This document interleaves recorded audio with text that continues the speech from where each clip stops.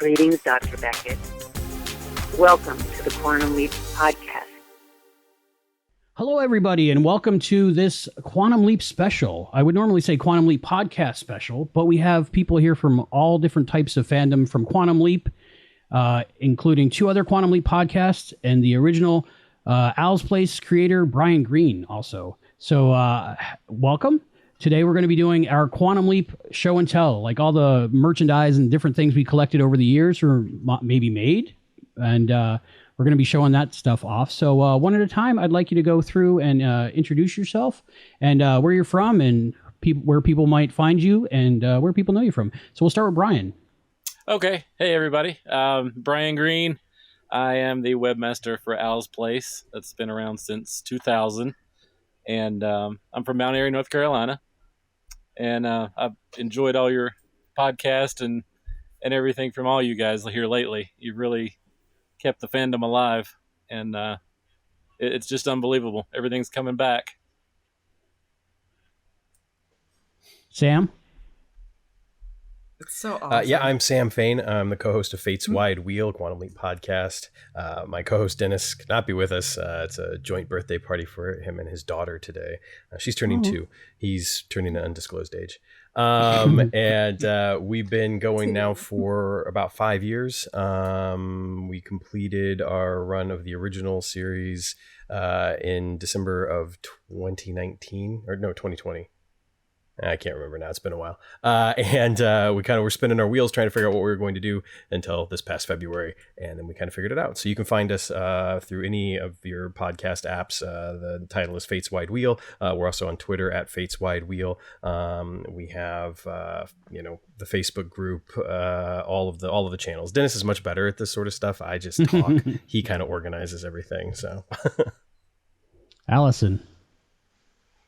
I'm Allison Pregler, and I co-host the Quantum Leap podcast. You guys might have heard of it.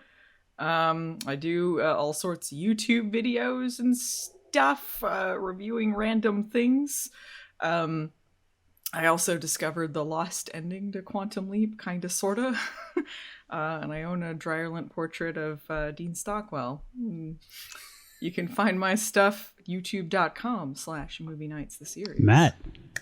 Hey everyone, I'm Matt Dale, also co-host of the Quantum Leap podcast and huge fan of everyone else that's on this call. I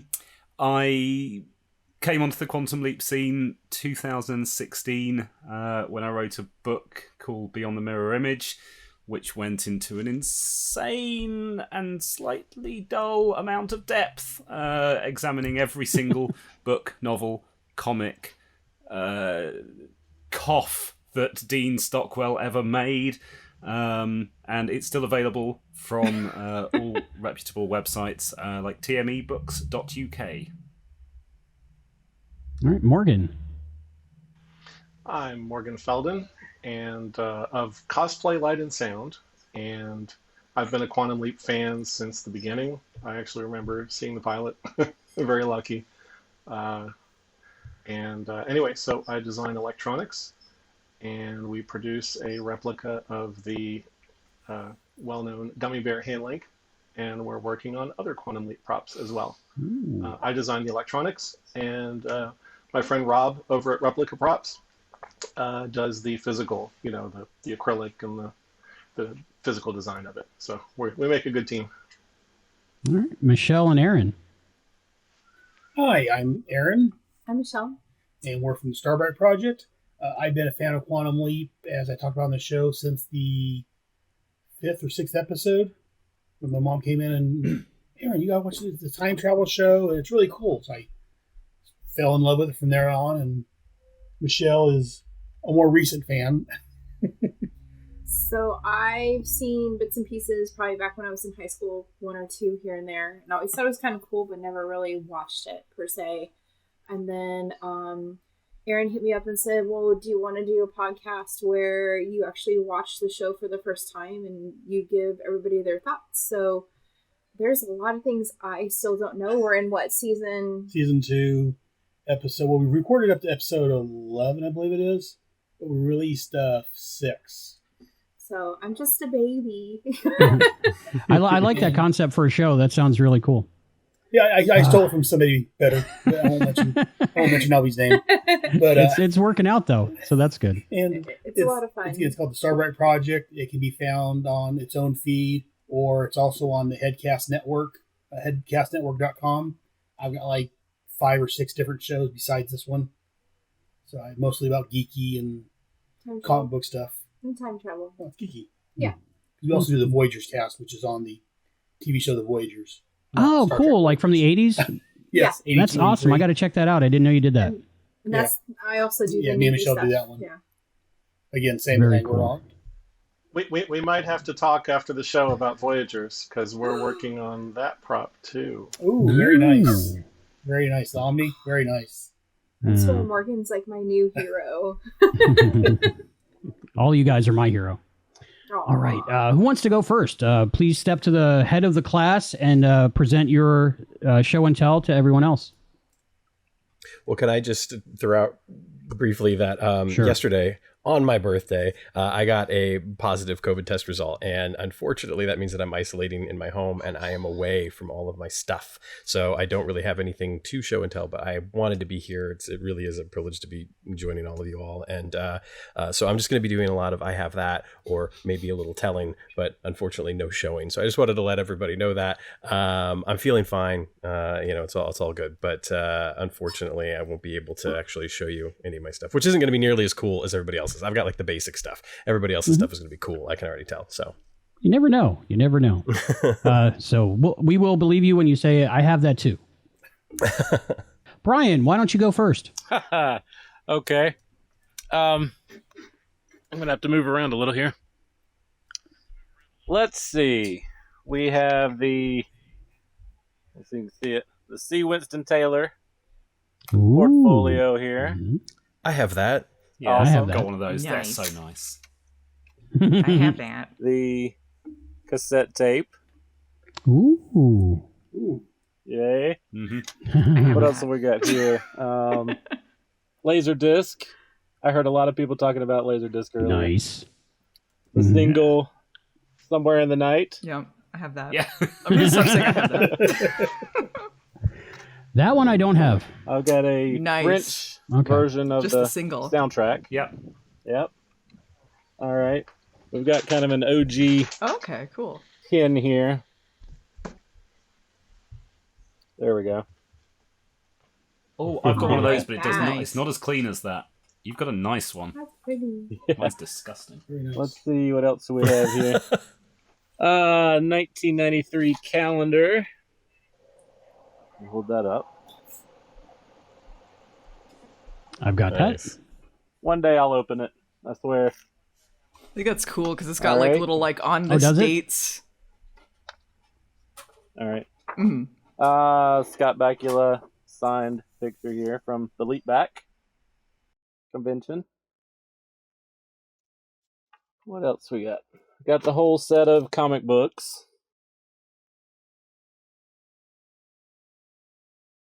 And here's something more unusual.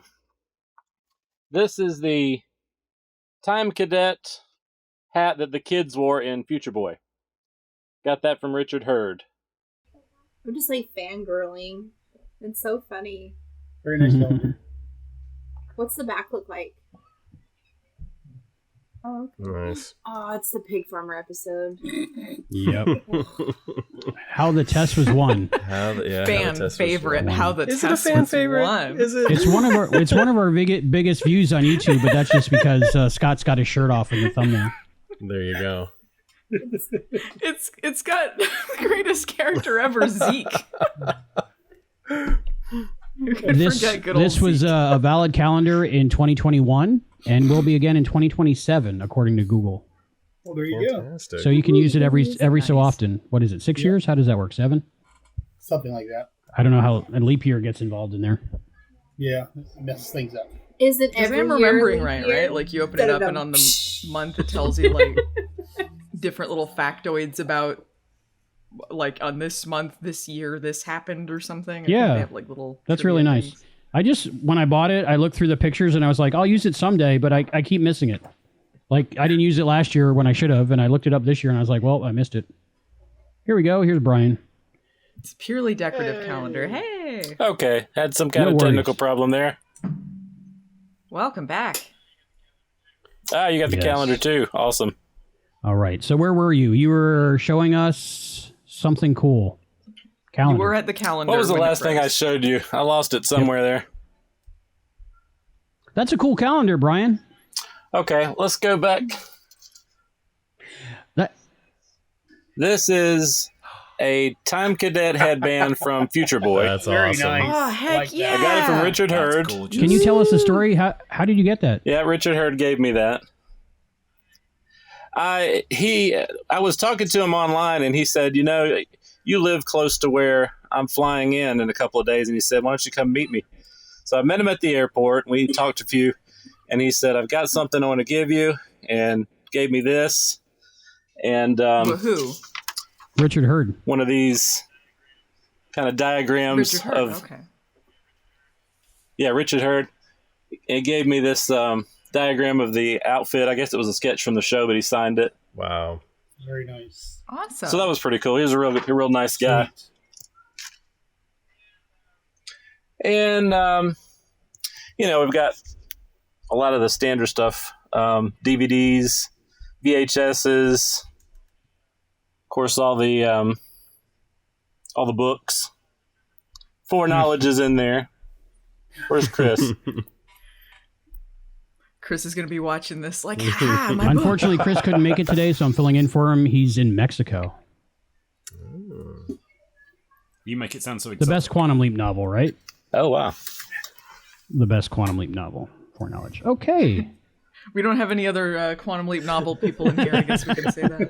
Whoever's Yes. in will. The best Quantum Leap novel written by a Quantum Leap podcast host. Absolutely. All right. Probably. Good call. Mhm. All right. Carol Davis is going to be starting her own. Like, all right. It's on Throw now. down. It's There on. we go. All right. Killed There it. we go. Quantum Leap book. Aaron and Michelle, why don't you go next? Nice. You Well, start. so we got a lot of ordinary stuff. We got a handful. We used to have more of them, but some over time they got lost and misplaced and borrowed and never returned. Mhm. I've got a handful of the novels. We got about half of the comic books. Hmm. And Nice. they leaps into an alien. Hmm. The alien one's the best. I haven't read these in years, but That's the one. Michelle. I bought this is my hand link. I call it the Lego Hey. phone is what I call it. So it's like a bunch of Legos. Nice. Of course, we have the disc set. Blu-ray. Yeah, I kept holding off on getting the DVDs because I heard that it didn't have the original music, and that annoyed me.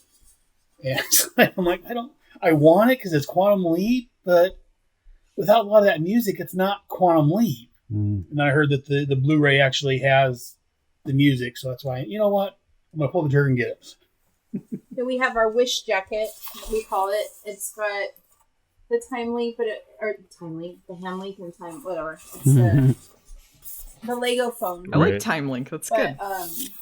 it's Did you say Wish No, Jacket? but it Did you looks buy it like off it. of Wish? It's like when I bought it, it was Okay. it looks really cool on the website, but yeah, it's like too small, and you could tell that someone like printed it and put it on there. So I call it the Wish Jacket. It's kind of pixelated, and yeah, it's supposed to be a 6X.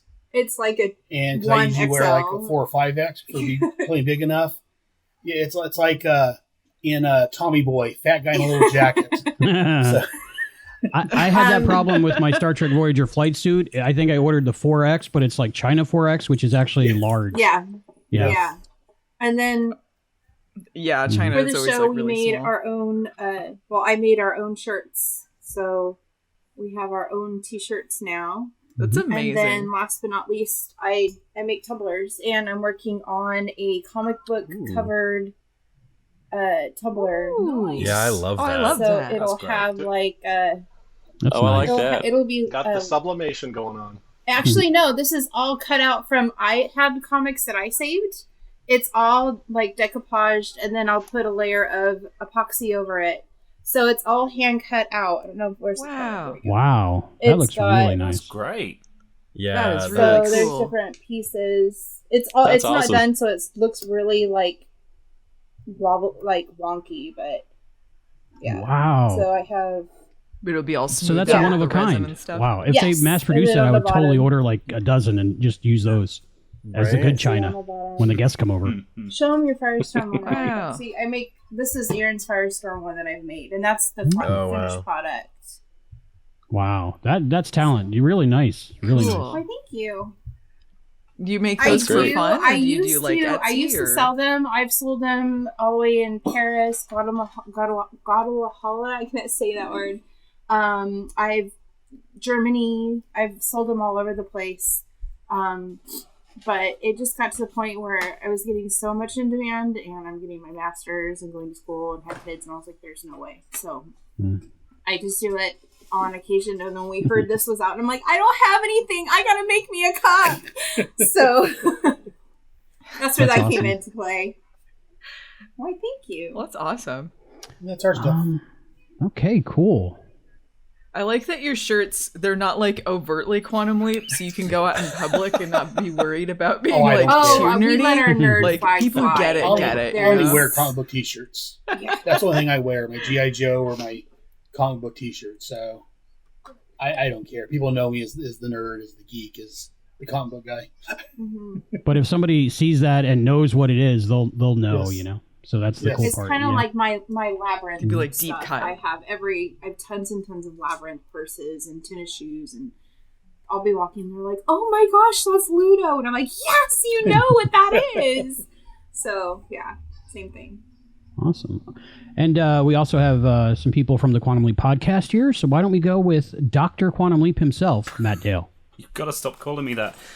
I was only going to show one thing, and as I've been hearing everyone else talking, it's been inspiring me, and so that's like, oh, thank you, Morgan. Thank you, Morgan. That always makes me happy. Do Show it, it do all. it, do it. Ooh. I still can't quite believe that I did that. You Yeah, that? so I've just been grabbing stuff while everyone's been talking. Oh, you got one of the Wow, the early hand copies. numbered. That's Thank nice. you Hey. for backing Kickstarter. And there's a second edition Soon, coming. I hear. Is I that something? haven't. Yes, yeah. There's a second edition coming soon. I took a night off researching it to be here. So I'm going to start with Scott Backwooler, Fantastic. which is I can't remember what this What is is called. that? It's like a punch wool Cross punch stitch. knitting something like that. It's not cross stitch. It's like Cro- the wool's cross stitch? punched through it. It's a thing. I don't know. Oh, Oh, felt. yeah. But yeah, Scott Backwooler. Oh, Cross okay. stitch, not crochet. That's so No, good. it's neither of those. It's like this Where did you? wool. Yeah, I've seen that before. Not that. But Okay, yeah. That's really cool. That was really Um, Where did What's you that, get sorry? that? You can't just You put it away. Where'd you gotta get it? show and then tell. So hold it up while you tell us. You have to tell us. That's it. I commissioned this from a friend of mine I know that does this kind of stuff. Just yeah. Oh, Just might need to something put her stuff hang in the up and link make me Very happy. so cool. people I'll, can find her. I'll have to send a link so other people can commission this genius woman who also comes up with the puns herself. She does a very good William Shakespeare and a few other things like that. She's yeah talented lady.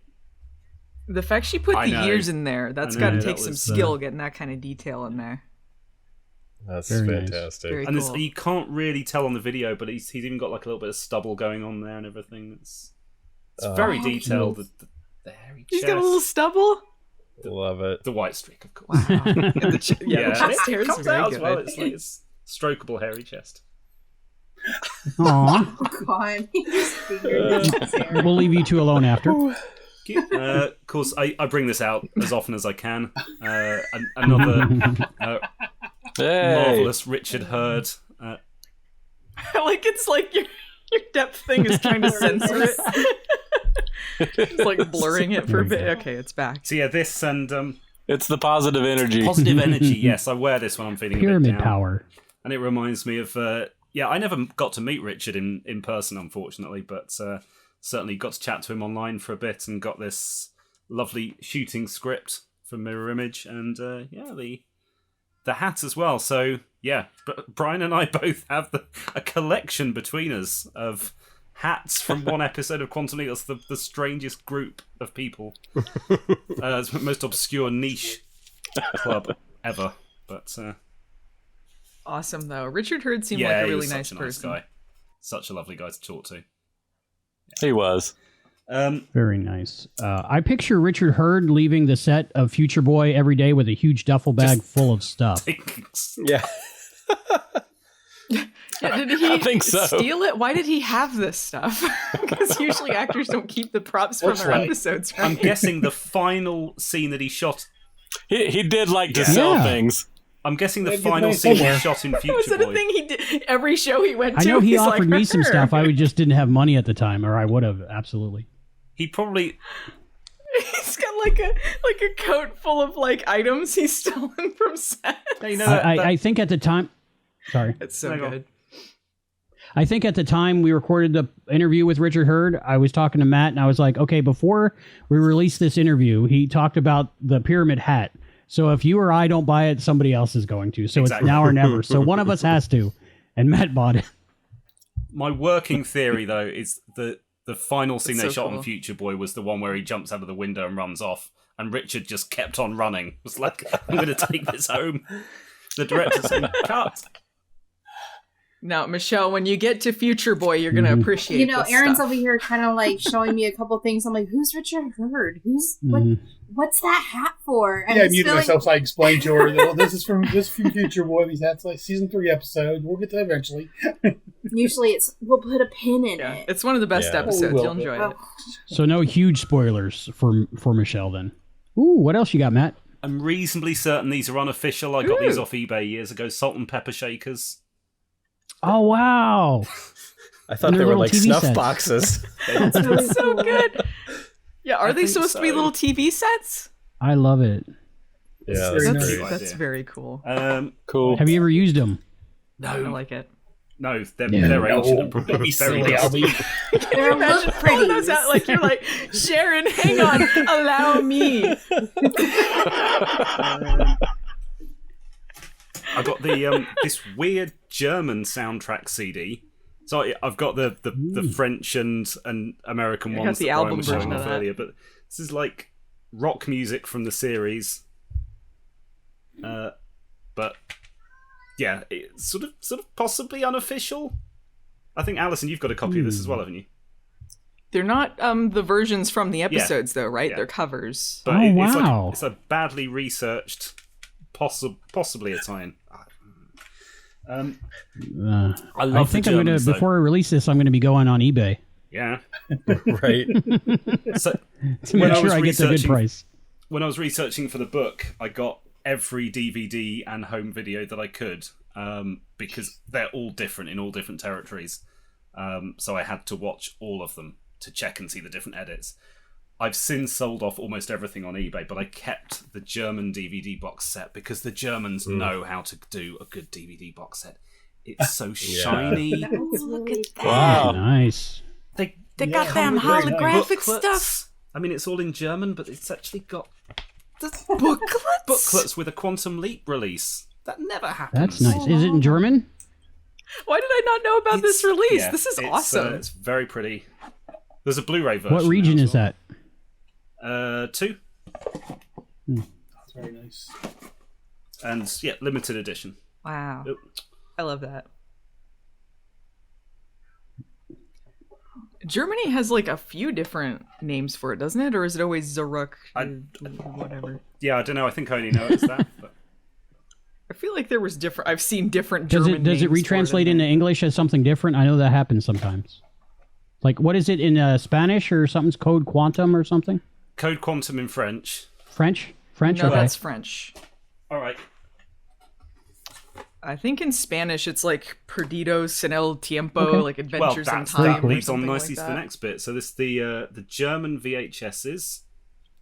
Wow. Yeah, sorry, Alison. I know you were going to there's show these as Zeitsprung. well, and you've probably got some that I haven't, and vice versa. Oh, I There's got lots of Zeitsprung, stuff. It's fine. Genesis. Wow, I want a t-shirt of that. Yeah, Yeah, see, that's different. The other one was Zurück something, but they're both the German. Spanish, right? But There's Zeitsprung, I think that's en el like time tiempo, jump. Genesis Yes. and Leap Home. I love the art on that. The CIC covers are great because they're like trying to emulate Back to the Future with the watch thing. Like he's listening to his watch for A some little reason. bit of Knight Rider in there. This is all What the rest does that of them. say?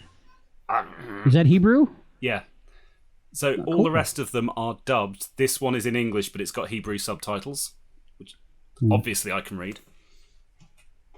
That's the same cover for Der And then, Zeitsprung. the Italian releases Un Balzo nel Tempo, and again, Sam listening to his watch. I got a question. So during the Volare episode, are they singing it in English and not? No, so the That's a good question. that never came out on The video, but the DVD Italian. is all in Italian, and I can't remember if they redubbed it or if they just used Scott. But the subtitles when they're in the barbers are all removed. Oh, okay. Now I want to watch that. That'll be interesting to see. Volare. How does that translate? Like he's like, I Yeah. can't speak Italian. and That's he what I'm speaks talking Italian about. for the whole thing? How is that even done? I wonder if they would switch it up with English. Like I can't Just speak doesn't make English. sense. Exactly. Yeah. See, that's what I was asking. Yeah, like it's like that it's like that Simpsons where it's like in French, but like for French Quebec, they're like it's a French Quebec accent, so it's I think different. Beyond the Mirror Image might have to cover the translation of that episode a little bit. Yeah, I got tons of stuff about the translations. Yeah. And then I managed to get one of the promo videos of. I think it's the US release. So yeah, promo video of Color of Truth and Kamikaze Kid. Never been able to find the other. Is that like for your consideration something? Those are the It's like time to coded. sell the show? Yeah. Very cool. it's like what they would send to like video stores to get them to buy the product. I had a couple of those. Warlock, I think I had one. I think this is my last thing. This is a press release to cover the release of the videos and the soundtrack CD. Wow. So some quite nice stuff in there. Wow. Very nice. Nice. Are those negatives or slides? I mean, Slides. Yeah. slides. Okay. They're all just like Very cool. the very well known poses. But I have one of those for the TV show Felicity, but I never found one for Quantum Leap yet. That's pretty cool. He's not it. and of course the Laserdiscs. Yes. The only So way good. to watch So it. good. Or the only way to watch 6 of the episodes. Have you actually watched the Laserdiscs? Did you have a Yeah, way to I look at them? bought I bought an NTSC and PAL Laserdisc player just to be able to watch these, and then I collected a few other Laserdiscs. But it was all researching for the Nice. book. Mhm. Tax write-offs. Awesome. Is it like a Business tax expense. write-off if it's for If the only book? I'd thought of that. Yeah, business expense. I spent hundreds of Oh, pounds man. on the most random stuff, all in the name of research. But it was fun. It was so much fun. Yeah. And it meant that, the book could be all Okay. filled with... and in the Cool. Italian version, Sam coughs at this particular point, but Al laughs at a different point. Wow. This and other fascinating things in Beyond the Mirror Image. I like, Matt, how you said you sold most of your stuff off, but you still had a ton of stuff. That was pretty cool.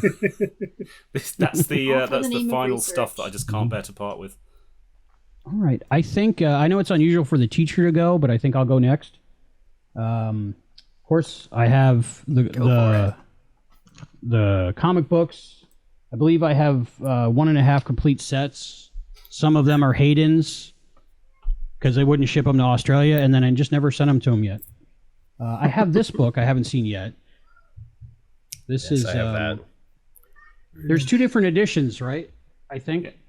Yeah. Which one do I have? That's the first edition that goes up The to first one- season 4. The first Yeah, I one don't- has some mistakes in it. I don't know if they fixed them in the second edition. They I don't know if fixed you some can tell by mistakes, looking they at added the some cover, new right? ones. Isn't the Oh, I cover? don't think I realized there Yeah, were I two think the different cover the has same something on different both? down here or something. Maybe.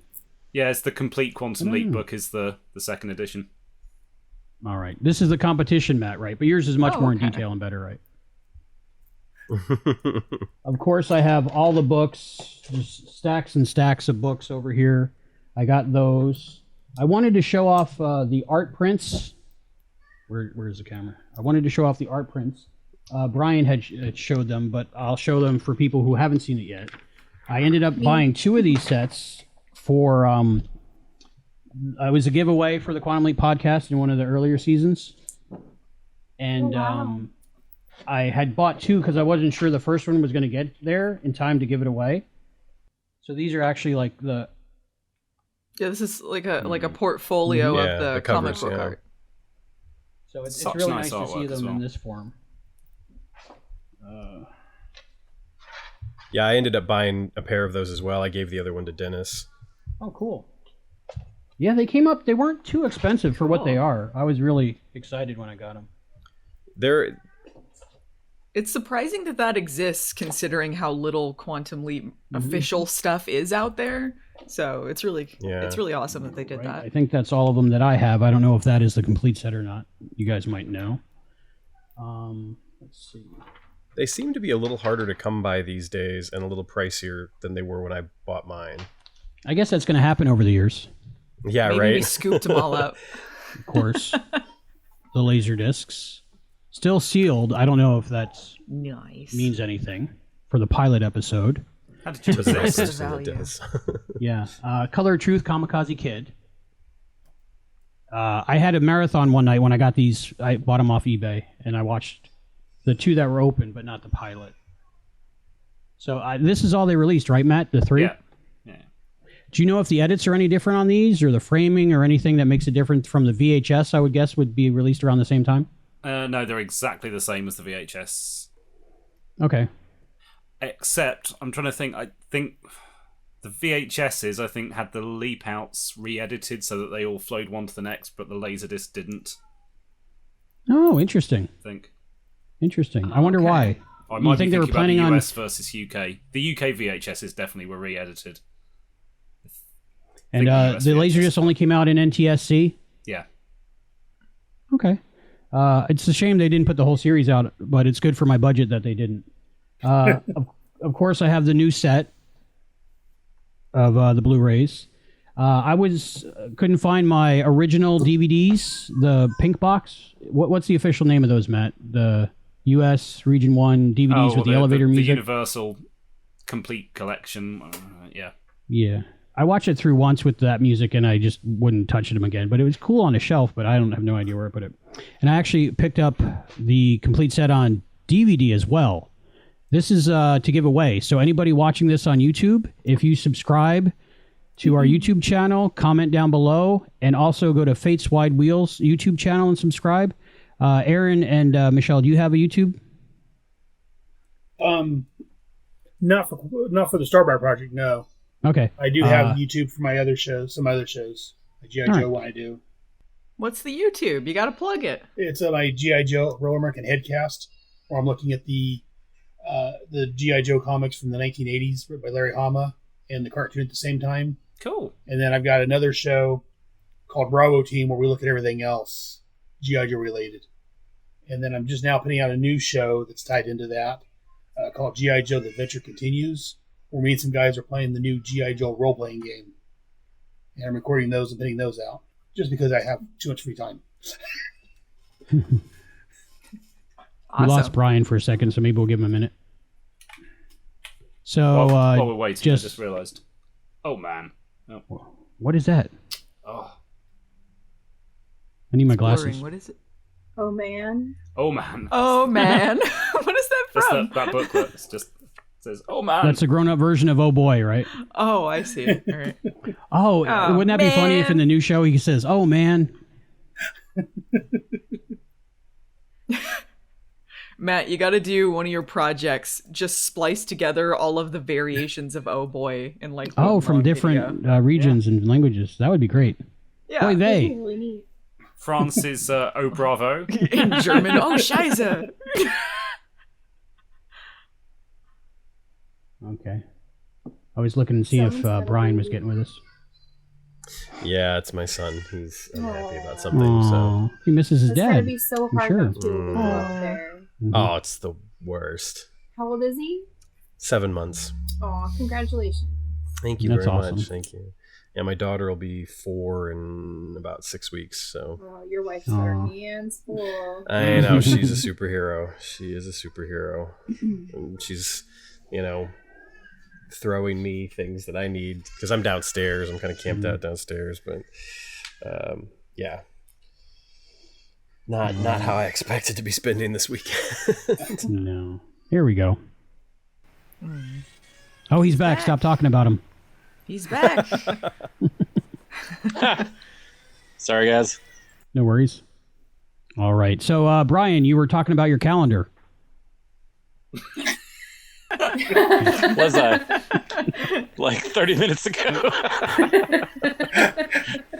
All right. I don't believe Albie. Sorry. I think Albie was still finished, or you still have more? So if you go and subscribe to the QuantumLeapPodcast.com YouTube, which is really easy because you're watching it right now. So subscribe to that, comment down below, let us know that you're a fan of Quantum Leap, and subscribe to Fate's Wide Wheel YouTube, which is also linked on our YouTube page. So you go right there to Fate's Wide Wheel, subscribe to those guys, and then some random continental U.S. resident will win this, and I'll get it shipped out to you. It's a complete set. It's really nice. Okay, I think that's all my stuff that I have at hand. Oh, one more thing. I bought this, and maybe you can confirm or deny it. I don't know, Allison, Matt, but I bought it as a vintage original Quantum Leap item, and this is shown by my lovely model, Serenity Lindbergh. This is my Quantum Leap shirt. Is that real original, or did I get taken? It looks like a vintage one. It feels like it. Back then. And it fits me sometimes.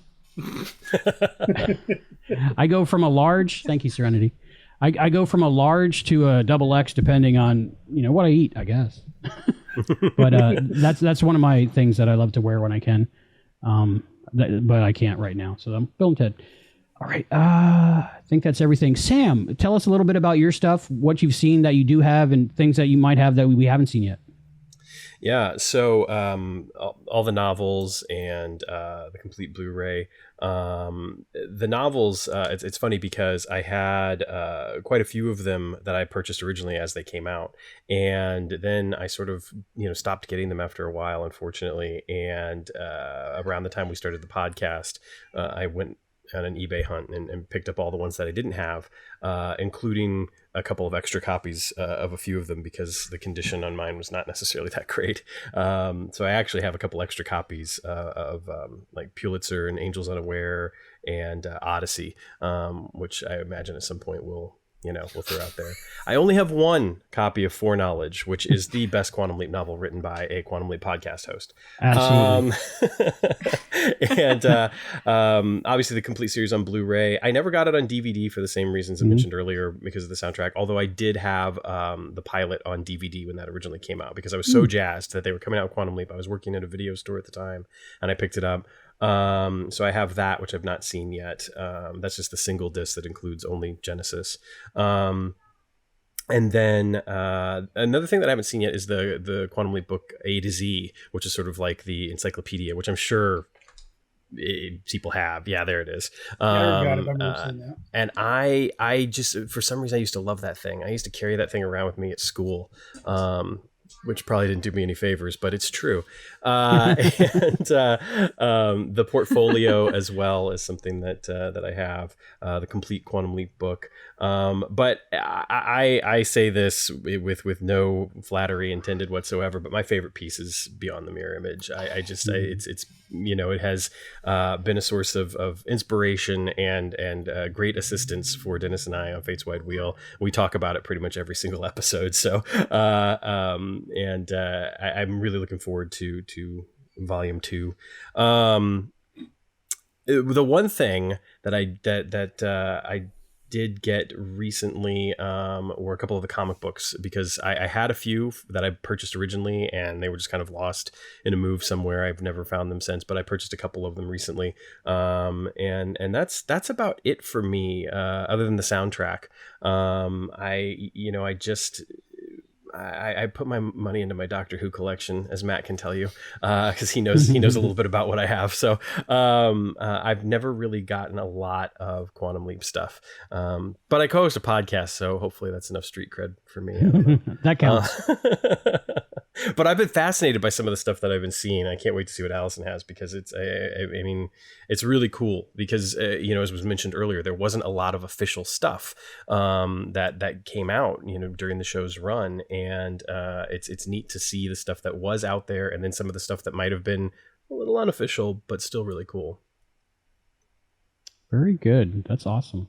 Next, can we talk to the man with bad breath himself, cosplaying as Gucci?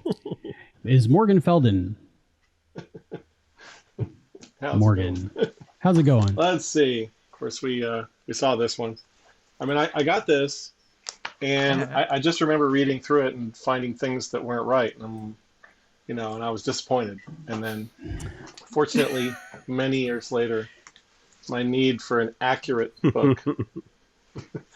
And you'll notice that there's a little post-it note, because that is the section for the hand links. Nice. Near and dear to my heart. I don't have a lot of original things from the show, and as you said, there wasn't a lot in the first place. I do have a lot of the comic books. I have 3 copies of the first one somehow, and then I'm missing. I got 1 through 9, 12, and 13. Was 13 the last one? I think so. I think so. Yeah. Yes. Time and Space. Remember right? Yeah, the alien one, they went out strong. I tried to bargain Aaron to let me use his comics so I could make a cup, and he's like, no, luckily I had my own. Otherwise, it's like, you can't be cutting up my comics. But it's for a cup. It's a little sacrilegious, maybe. It does feel really dirty. It's a sacrifice you're willing to make. A comic book, especially in a comic book home. So, although the final product might be worth it, I don't know. Send me some comics, I'll make you a cup.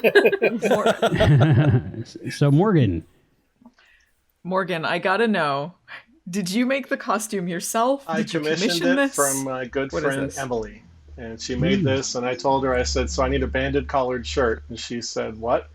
Because this is because the buttons, the buttons are on the outside. Yeah.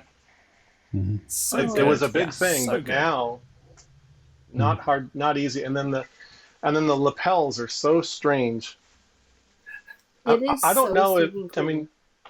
Oh yeah, were the lapels that weird? I never noticed the lapels on the you have costume. this collar, and then they sweep and go down. So like it's a lab coat.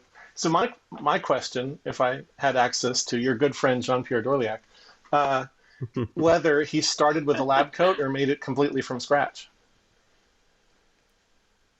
I would think he made it from scratch. I think because he's big on don't get things off the rack kind of thing. I know he tried to do lapels that were really different or weird. Because it was like an 80s dance club chic lab coat. Can you stand up and show us? Very good. Do you have the plastic pockets too? Yes. I have to stand up for that one. And yes, I'm wearing pants. Wow. Oh wow. Yay! That's great. So cool. I think the plastic pockets really make it for me. Hold on. It's so good. Very important. Gotta find it. Because I've only seen the lab coat guys a couple times, right? So it's Yes. Oh, Oh my god. Very nice. Because in the episode, Was that something you bought, or was that like you this, make it? with the hand link clipped onto the clipboard? So Yeah. Speaking of hand link, yes, I want to show off my new hand link. Here you go.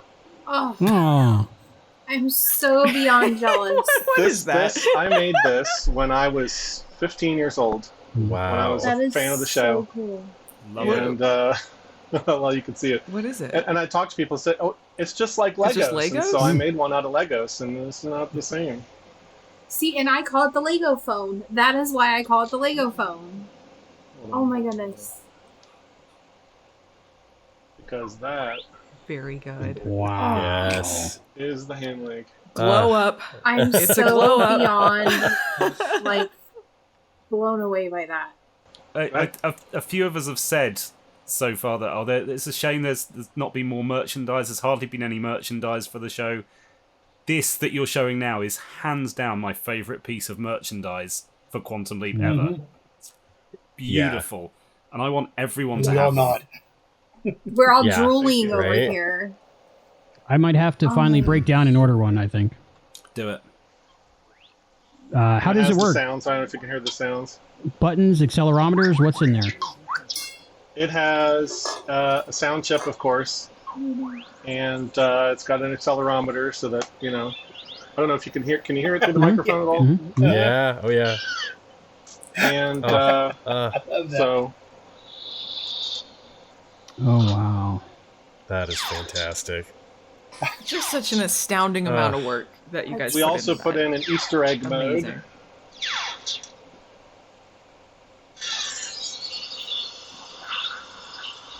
Oh. This was we were about to ship it, and then I said, we should put something extra, and so I put a little Easter egg mode in. And it does the same thing on the back. They just kind of trace around. It's nothing from the show, but we were able to put some additional sound samples. I haven't found Can't these. play too long because of YouTube.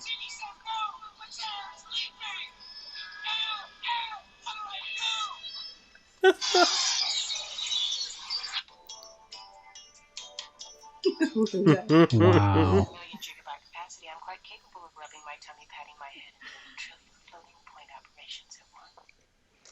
It's amazing. I love that. So, so I have to give huge credit to my partner Rob. So, 5 years ago now, he had posted on Facebook in the Replica Props group that he was working on a replica hand link, and I'm like, oh yeah, people have thought about it and tried, and then and then I saw the pictures and it looked like this without the electronics in it, and I was like, wait a minute, this looks for real. I reached out to him, and with actually not a lot of electronics experience, I said, give me a chance. I said, send me in, coach. And I just started, researching and breadboarding and trying different things. And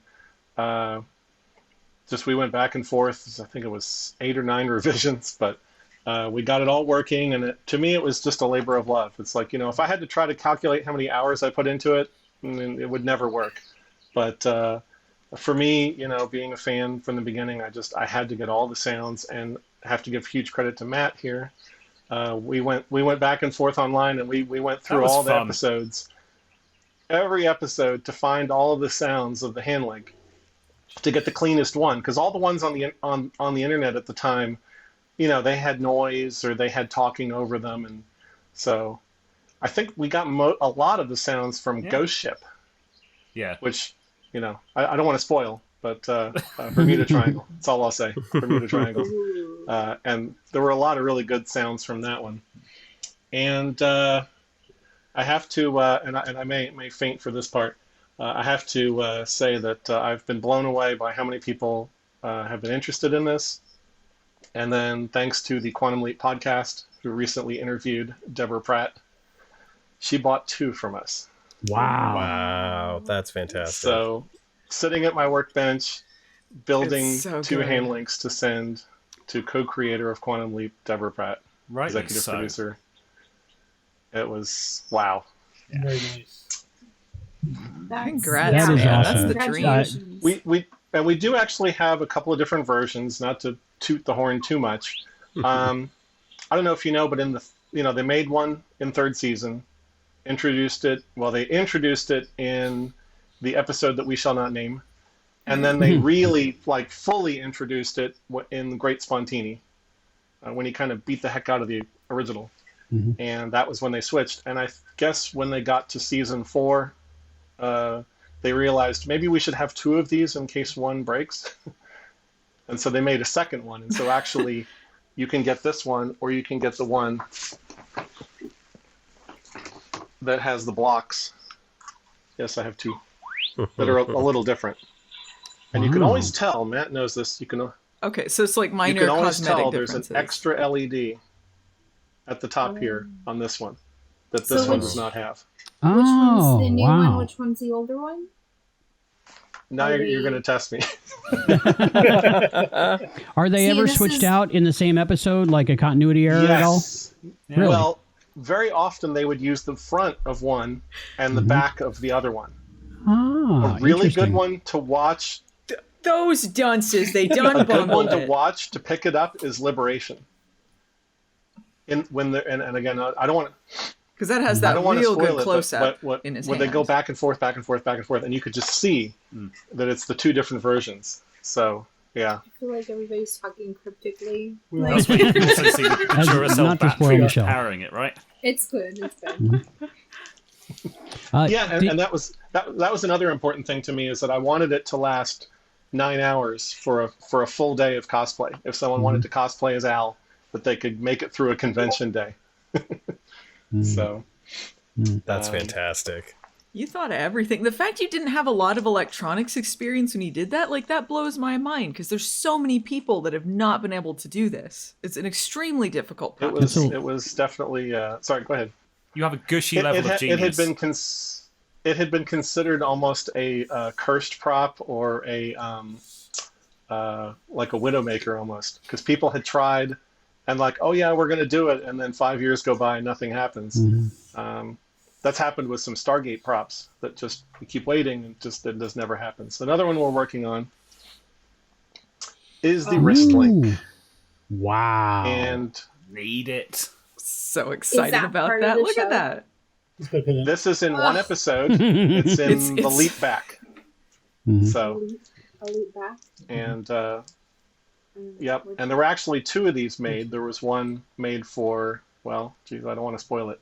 Oh, it's But okay. there were Go ahead. two made, Go ahead. one large and one small, so that actors of different size of wrist, I got huge wrist, could wear them and they would look right. Because there's a female leaper somewhere out there, right? Isn't there? Well, there's the only that we know of. Plead the fifth. When is that looking like it might be available to purchase? So we've actually had the beginnings of this for a while, but the thing that we really wanted was this. Oh, yes. that's Oh, wow. amazing. It's got wireless charging. Wait, That's so That great. is It's so wireless cool. wireless charging. Look at Matt's face. Right. I've got PayPal up now, okay? Just give me the address. Right? So there's the coil. that's Wow. so Now, cool. obviously, the finished one will look now, different. did Deborah Pratt? The finished one will look a little different. Did Deborah Pratt ask for one She of those? designed this, apparently. But Really? she had the idea to make the bracelet. So yeah, we're very excited to make that. You can hear my dog. One more thing.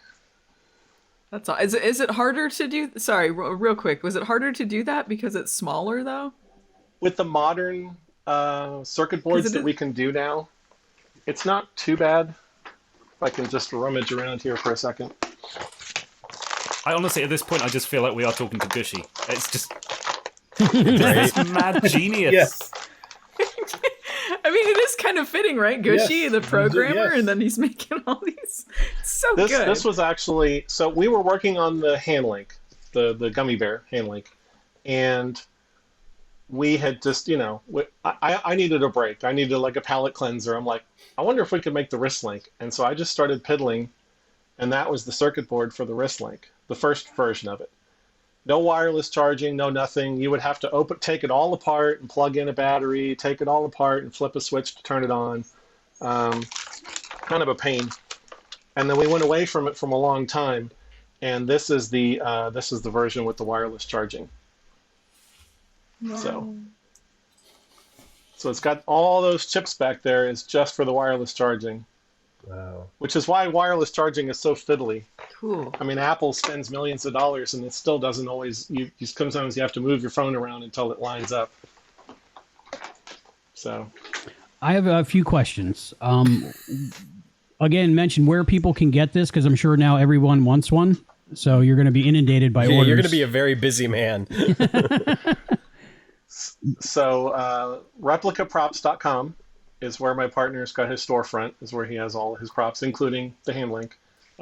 There is a waiting list that you can get on for the wrist link. We're still obviously working on that. I think we're getting close now. I think we solved the wireless charging. And my YouTube is Cosplay Light and Sound, trying to build that up as a channel and go over things. We're actually doing something for an old Star Trek episode I'm working on, and some other things. And we're working on the Omni from Voyagers.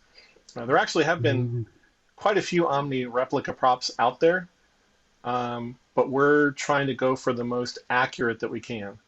And we have some really good photos of it. So that's really helped a lot. Very So nice. before there was just like the VHS, and then someone managed to produce a DVD of the show. And that's been incredibly helpful to have a little higher resolution pictures, because a lot of this was just going over pictures. The hand link, fortunately, I went to the Leap Back convention in 2009. Matt, you went, right? No, No? wasn't there. No? Brian Brian was there, obviously. Brian helped organize it. So, and Deborah had her hand link there, and so I was able to take pictures from, 3 feet away. So that was a big savior. It's really nice. A couple more questions. I'm just excited about this prop. And then I have one more thing. So Okay. When you sent it to Deborah, did you let her know about the Easter egg mode, about how to find her voice on there and everything? Yes, we did, and she asked why we didn't put the Saga cell. So, so maybe in the future, a firmware update. maybe in the future. Well, I was very late to think of. We ran out of room. Which actually we are filling up the whole memory chip, but we could put a bigger memory chip. It's nice. The deluxe version. But, and also, I was a little bit involved in the game of telephone, connecting the replica props to Deborah and everything. But is it intended to be used on screen, or is it just for her personal use? Do you know? When she talked about on the show that there wasn't a good one in good condition that could be used for the new show, and she says, "Boy, I wish there was one." And so, who knows? Who knows? And she ordered it right away that night. It was like 1 in the morning, 2 in the morning when it all was going down. So it might have been a time issue. So, how will you feel? We were dying when she was just like, there's not a good one. They're looking for one. It's a shame. And we're sitting there like, I know where you can get one. I've got a guy. I know a guy. Yeah. We're like, we can hook you up. So, know people. Yeah. When you actually, if you ever actually see it on screen, what experience will that be like? What will that? I'll need my heart medication, but no. It'll be something else. That's all I can say. I'll be looking for it. I'll be looking for it. That would be. We'll be quite seeing that on screen. I guarantee. I have a lot of headcanon building up in my head for when and how they could use it, and I can't wait. They'll find the 40s hand link, and then the story, not to spoil anything, they're going to find it. Yes. It all comes and we together. made sure also that actually when we send out the hand links now, there is a volume adjust mode. We don't document it, but it's there, and we did provide that because I don't know if you know anything about television production, but they really don't want props or anything to make noise. So there's a way to turn the sound off when if they decide to film with it. Awesome. Because every speaker, we're buying speakers, and every one is a little different volume, and so we have to adjust for it. So. And you mentioned you had one more thing? I do have one more thing. This is what we are now working on. Yes. Wow. I don't know what that is. This one has been quite a process. Yes. Wait, what does it say? Because it has this display at the top. And if you dig into the history, the original one had these little matrix characters. And they haven't made those since the 80s. And there's no new old stock or anything out there that we can buy. So this is actually a circuit board that I had to make. I'll take this off of here. I had to make this circuit board to simulate what was originally that LCD display. Will that ever go into production for sale? Amazing. Oh, This is absolutely going to be something we're going to produce. And I went through, and you're looking at the pattern and you're saying, oh, that's random. I went through some episodes, frame by frame, captured it, counted the frames and did all the math. And that's actually, you'll see it blink very briefly 3 or 4 times, and then it will blink longer 3 or 4 times, and that's very accurate to the show. So, crying a little we're bit absolutely now. going to sell this. Dang, man, you put in so much work. And if anybody's watching this and saying, hey, that's not accurate, yes, I know it's not accurate. The block in the corner is supposed to alternate between red, green, red, green. I was just about to say. Is there anyone watching it like Actually. I mean, when we did the gummy bear, we went back and forth on how many LEDs are on the back, and we finally figured it out. It's 13. Wow. So I've got a question. Now that you've got your connection to Deborah, with that, is there any way, or does she know, or anybody know that she's connected to that could give you a more definite answer for those props? So maybe you can build them for her. Like, have you thought about asking somebody that by any chance, or? There might be some discussions going on as Some far property as, master? I don't know. Yeah, I don't know what's going to happen. I know that they have a designer and a prop master on the new show, and there is a new prop. We only have one picture, and we've looked at it and zoomed it up and looked at the pixels and trying to figure out what it is. And enhance. If we could do that, that would be great. The So- FBI. I'll be looking So- for a special thanks in the credits with your name on there. Well, that would be, again, I might faint. So one thing I want to say about this is that we had thought we'd like to make one, and there were 2 kind of calculator looking ones. This is the second one. And we had looked at it, and we looked at the episodes, and it wasn't used very often. You didn't see it up close very often, and it was often only for a few seconds. And I said, I'm just not sure we have enough reference material to do it accurately. Just, a few seconds here and there, and probably the most you see it is maybe Pool Hall Blues. You see it quite a bit there when he's doing the whole, the thing. And then we were extremely fortunate in that the original collector who bought the screen used hand link when it went on auction, when Quantum Leap went off the air, we got a hold of him, or he got a hold of us. So it was kind of a mutual thing. And he still has the real calculator hand link. Wow. And so he has provided us with dozens of photos of it. He scanned it, he's measured it, and he's recorded a bunch of videos for us of all the behavior and all the animation, the blinking lights. So because of all of that, because of all that material, we're going to be able to do it accurately. Very nice. I can't wait. Wow. That is awesome how that happened. And so on the show, very often the text would just be sitting at the last part of a word, or it wouldn't have anything on the display at all. Well, originally the prop had 10 different sayings that were actually written into it. And so this is not something that I came up with. This is one of the text that the original prop has. I've seen that, please enter, and I always wondered. SR1. Yeah. So we're actually going to be able to put these real, and it would actually pause at the little caret symbol waiting, with the idea that Dean would mime entering in a code. Right. Wow. So the prop guys put a lot into it that ended up not being used, and so we'll be able to have that. Wow. I'm so happy. So, what else? Wow. I was just going to show that. Oh, wow. This is from the leap back, and this is Gushies.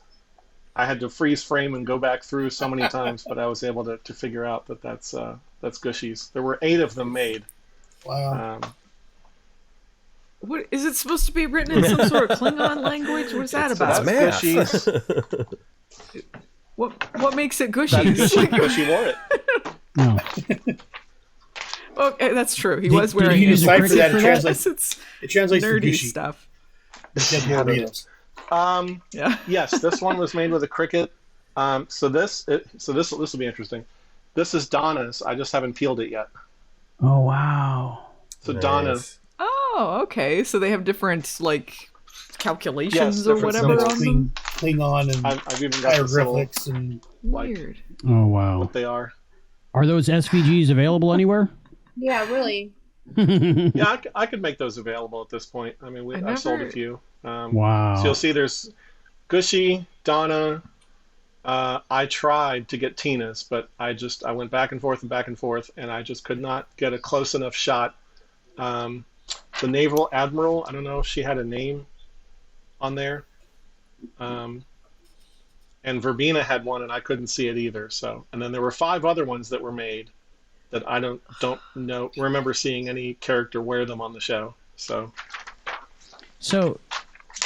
What? Like, yeah, what does I'm it thinking you have to be mean? very advanced with your math skills to understand who's who when you read them. It's like some exactly, yeah. I never thought about the fact their tags had different Yeah, things on them. Like my brain what just is said it was the same ones. They just produced a bunch. I had no idea they were different. Yeah, they made 8 different ones. And there is one more prop that we want to make. I know I'm talking a long time. There is one more prop we want to make, and that is the Starburst project badge. Mm. Ooh, I want to see this little star the badge. Interesting thing about that one is that is not something that was made for the show. As far as we can tell, it was a Spencer okay. Gifts item for a brief time. Wow. Really? And I've searched eBay, I've searched everywhere, Amazing. and nobody has it. So we're going to have to make a replica of a Spencer Gifts item. That is awesome. You have an amazing job, dude. Yeah, it's been interesting. Will the calculator hand link, is that what it's called? I call it the calculator. Yeah, Okay. That's how I've always heard it referred Will that to. have an Easter egg mode? absolutely. And I've got some ideas of what could be done with the screen. Mm-hmm. I have a. If it's owls, you flip it upside down. It says boobies. There you go. Oh, yeah, for sure. Now that you said the ABC rap, you have to definitely put that in there. But I was thinking, these are going to Quantum Leap fans, so you should put in. Please be sure to order Foreknowledge and Beyond the Mirror Image and listen to Fate's Wide Wheel, the Starbright Project, and the Quantum Leap podcast available here. Oh, hold on. I messed it up. So we have some spam going on. A spam mode. That would be great. There you go. Just advertising all our stuff. Al's Place. Oh, you're looking. Yeah, I know what he's looking for. Oh my god. I hear it. It's in there. Wow.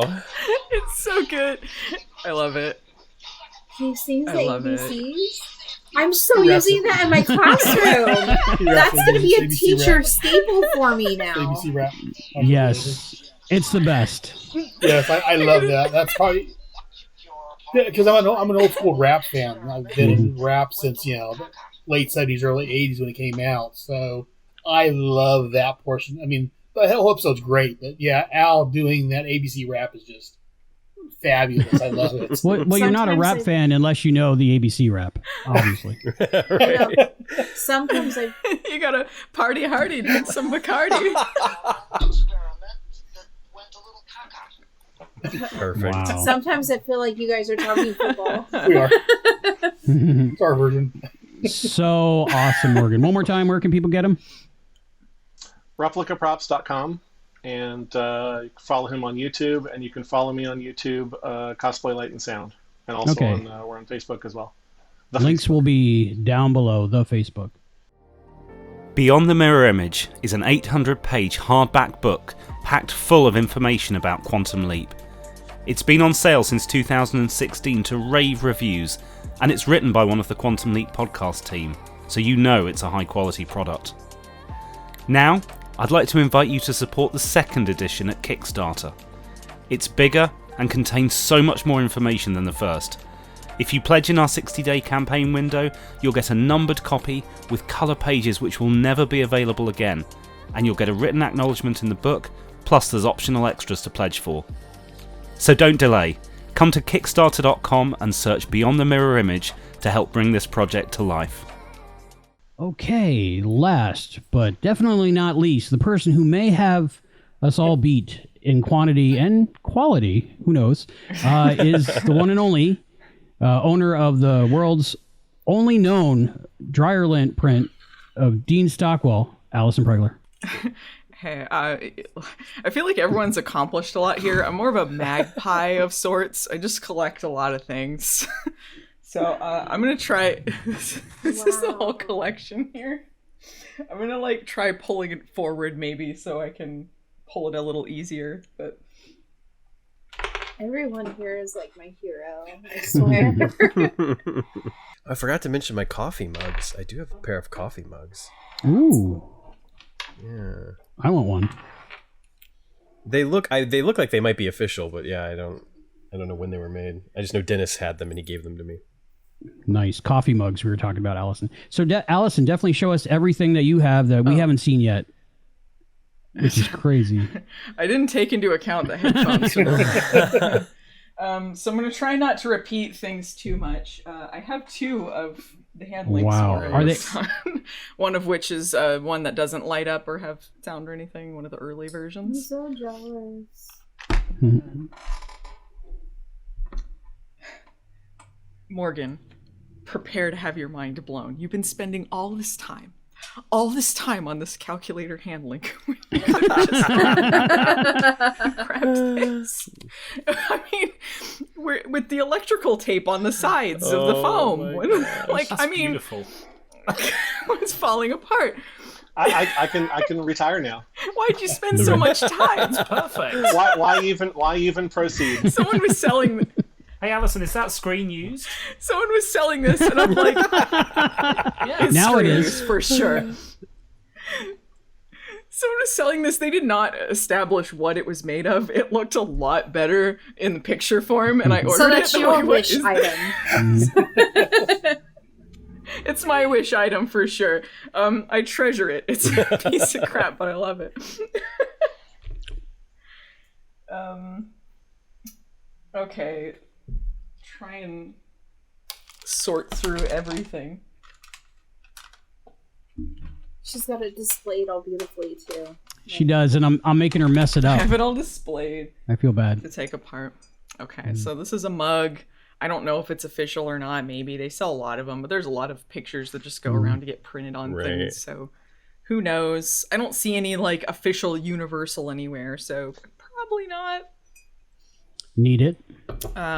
This was something from 2020 apparently. Oh my they made, god! Like, Wow. 20th anniversary Garbage Pail Kids, and they made So it. cute. It's Quantum Leaf. Wow, love it, need it. I never even heard of that. I like the owl in the background. Priceless. Oh wow! Yeah, the owl. Yeah. I love too. It's 35 years Garbage Pail Kids. I love that each piece of him is from a specific episode. It's not just like, oh, he's a lady, oh, he's whatever. Like you can see which Right Hand of episode God. specifically. Even the supposed to boxy be. love. Yep. Fate's Wide Wheel. Yeah, right there. Future Boy, Yeah, Glitter yeah. Rock. Yeah, Yep. That's great. And Genesis with the baseball bat. pretty cool. I don't think the owl outfit is one that he wore though. I think that's an original. Baseball bat? Make it. Yeah. Yeah, it's That's awesome. That is cool. pretty good. What series is that from? Do you know? I don't know. So got the Is it like is it an series is 80s it or was from? it a reprint or the new ones? It was the 35th anniversary Prime Slime Trashy TV 2016, apparently. I wouldn't call this trashy TV, but I guess they just said TV in general. Very cool. Yeah, I hadn't... This was, like, pretty recently that they made it, so it wasn't until, like, within the last couple weeks I ordered that. So that's a new acquisition. Very excited about that. Good choice. So we got, like, the cassette tape and the CD of the soundtrack. There's also Quantum Leap TV hits. I don't know why this is specifically Quantum Leap, because it's just a bunch of TV themes. It's not, I mean, Quantum Leap's on here, but I don't really know why. To get they you used to to buy do That in the it. 60s, like in the 60s, where they would produce like albums with like TV soundtracks. It would be like Batman TV soundtrack, but it would actually have like a ton of other soundtracks on there as well as the Batman one. I think all of them had Welcome Back Kotta on it, right? Yeah. I just don't understand, like, this is kind of the most useless CD, because, like, who is going to be listening to all of these like TV theme songs? Like, let me put the soundtrack on for the day. I can see me doing that. Quantum Leap, Sledgehammer, Law and Order. Yeah, I'm glad that Sledgehammer's They on are there. bad cover versions as well, though, right? Ooh. Twin Peaks is on there. I That's had pretty that or have it. Maybe had it. They're not good cover versions on there. good. What? They're cover Oh yeah, they're versions of bad the cover themes? versions. Have you not listened to it? Oh, now I want These to are hear it. covers? I need to listen. I'm sorry, I swore. I need to listen to this yesterday now. I didn't realize these were covers. Oh, yeah, Amazing. Wow. I'm very into bad covers. The Quantum I will Leap listen to covers this. not so great. I love bad covers. Oh man, I'm gonna totally listen to that. So I saw Brian's pins. I have there's a collection of them. There's a couple other ones. Very nice. First time I'm Nice. seeing these. Were these official, or where did these come from? Yeah. Okay, I believe they were. these are nice. These are like enamel pins. Yeah, I think they're universal. I think they came from one of the first conventions. Oh, okay. That's cool. These came with the VHS tapes. Just a little I had promo one of those thing. when I was Oh, a kid. Yeah. I lost my VHS. This is where you could send a message or a letter to Do it. Universal. See what I happens. guess. This is an unofficial pin. Someone was making this. I don't know, on Mm, eBay or I like that. Etsy or That's something. awesome. Like a hand-drawn thing. It's like kind of glittery too. I love That's it. very nice.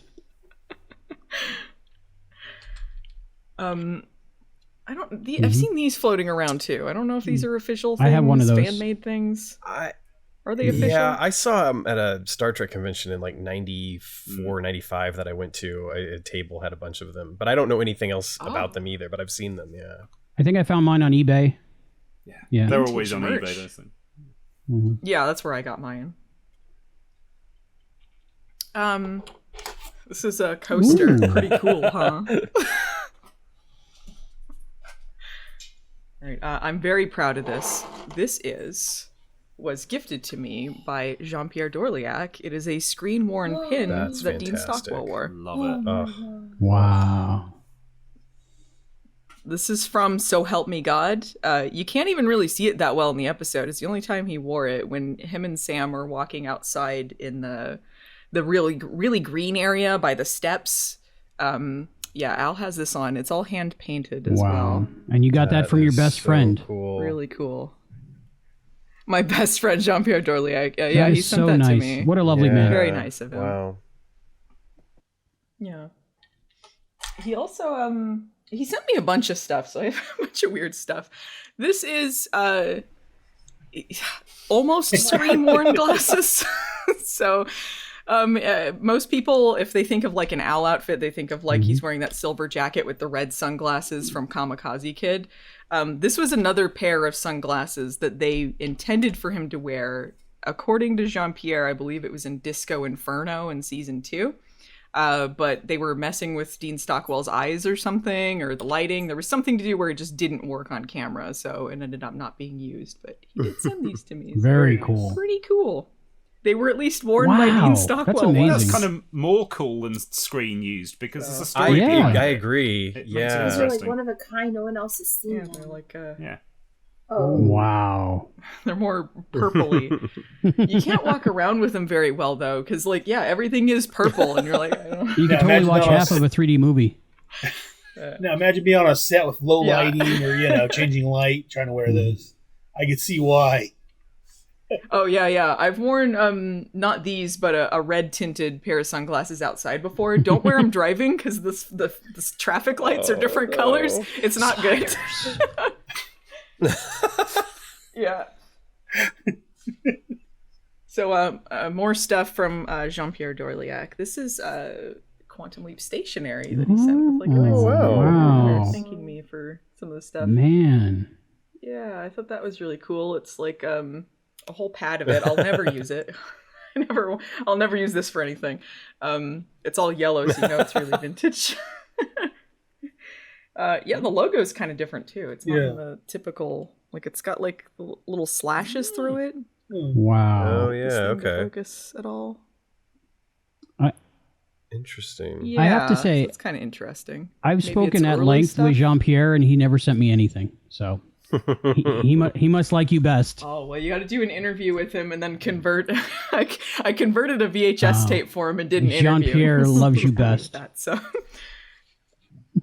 he does. He made some. He wrote another letter for me on some like cards that he'd had printed of sketches that he'd done. Wow. For my gosh. So there's like this is from Catch a Falling Star was the other one. why am I spacing on the name? No, this is the one where he was A Drop of Rain. Single drop of rain. Yeah. Single Drop of Rain. Yeah, that's the costume for that. Which did they win the Emmy for this one, or was it nominated? I believe the costume. I don't know, you've got looks a at book Matt. right behind you that'll tell you. But... I don't know. Anyway, they're all printed official very Jean-Pierre nice. Dorliac. That's fantastic. I feel like I'm a kid watching the cool kids at school do really fun stuff. You know? Cool. Yeah, This was Catch a love Falling that. Star. Yeah, I love the that Don episode. Quixote costume. Inspired me to sing a lot. Yeah. As Cervantes from Man of La Mancha. Wow. That's okay, Michelle. There's many different levels of fandom, and people are experiencing it for the first time. A lot of people going back because of the new series coming out. Yeah. Yeah, it'll be fun to see all the new fans that show up, and it's kind of like watching your kids watch Star Wars for the first time. You know, that awesome feeling. All right, I got some clothes stuff. I don't know Sure. if we were doing shirts and things. Yeah. Including That's the nice. one I'm wearing, which is just I think this was stuff Oh, included in wow. a press kit, honestly, and then someone made it into a shirt. And this necklace that was from Etsy, someone Wow. printed out. Cute. It's a hand link. Yeah, so we got a lot of people have had this shirt. It's one of the better shirts. Cleaner. Was that than like mine. a Walmart or Target a while ago, or where did that one come from? Does anybody know? Oh, I never saw it in Target. Okay. I just ordered it online. Tea But Fury it's one of or the better something. looking shirts because there are some kind of wonky ones. Dracula. Oh my gosh. A kind of tangentially Quantum Leap. I guess it could be anything, unless you think Blood Blood Moon. Moon. I don't know. I I think it always was think our about first Blood ever Moon. podcast where I said every time I hear Bacula, I always think of Count Mhm. Dracula, or not Count Dracula, but Duck. What was it? Yeah. Yeah, the Duck Blackula. one from Count Duckula. That's what it was. Count Count Duckula. Yeah. The According to Ziggy print. That's A lot of people cute. have this one as well, including Yes. the wish jacket. The spammers like to put that on our Facebook group a lot. So this I like. This is not a Jean-Pierre Dorliac costume, but you will recognize it from the show. Wow. Oh, nice. The stop sign jacket that Al wears.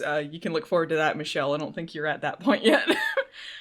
This is not the one from the episode. This was a mass-produced jacket by Michael Hoban.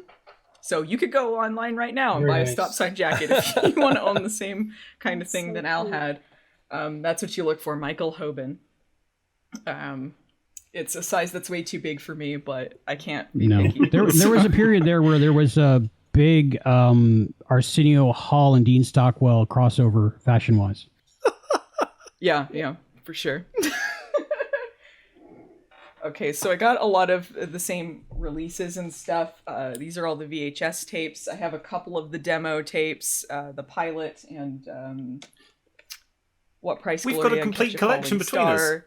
They're exactly the same as Wow. the VHS. Yeah. These are exactly the same as the VHS releases, except on the bottom it says like demo. So there's no like order now for your video store. Is there any commercials like that on there? No, I wish there was those like promo things where they're like, if you order this, you will see this Yeah, I love demographic those. enjoying this. Okay. But no, it's yeah. Yay! Classic everyone has to own. With my rainbow fish bookmark in it. What page am I on? The pins? I must have been looking at the pins. Tell a lot about someone by where their bookmark is. Yeah. All of the books in the novel range, several releases. I made this out of one of the VHS tapes. It doesn't show up great on camera, but in the dark it looks nice. It's like one of those light up VHS Cool. tapes. Very cool. Made it out of Chris's favorite episode, Dreams. These are surprisingly easy to make. I looked up a YouTube tutorial how to do it. Very cool. So, Very cool. Okay, this is a recent acquisition. I got this within the last week, actually. A bootleg copy of the pilot, the original 2-hour version, plus bloopers and interviews. So basically, when they originally aired the pilot, it wasn't a 2-hour time slot, and they cut it up into 2 episodes for syndication, which ended up cutting scenes for time into a shorter version. And I believe they aired it as a 90-minute time slot at one point too, and it took them a long time to actually air the full version of it. And I guess this was the first time anyone had put it out on a tape or anything, because they hadn't released an official version yet. I haven't been able to look at this yet. I have to get a new VCR because it tried to eat this, which was bad. I think it's still fine, but yeah. Anyway, I'm really happy to have this. It's very unofficial, cool. Not even labeled Very or anything. Where did you get that? Yeah. The bootleg tape. Okay. I got it off of eBay. Yeah, I wish I could tell you where to find another copy of it. No, it reminds me of like found. those, those tables that you go to like a comic convention that are kind of like off of the corner, like, it's just nothing but bootlegs of old TV shows. Thundar the Barbarian, stuff like that. Like, yeah, I don't know how many conventions, if any, I've been able to go to since becoming a Quantum Leap fan, which feels weird to say because you guys have all been fans way longer than me. Like, this is within the last, 7 years or so maybe that I've become a Quantum Leap fan. So I haven't been able to find all this bootleg stuff at conventions, though. If I ever saw something there, I would definitely buy it. Well, when Brian puts on another convention, most of the stuff. When Brian puts on another convention, we can all go to the bootleg tables. Now that we got the new one, there's an excuse for. I'm sure all the new stars will come again. Right, Brian? Nudge, nudge. I can't hear you. He said.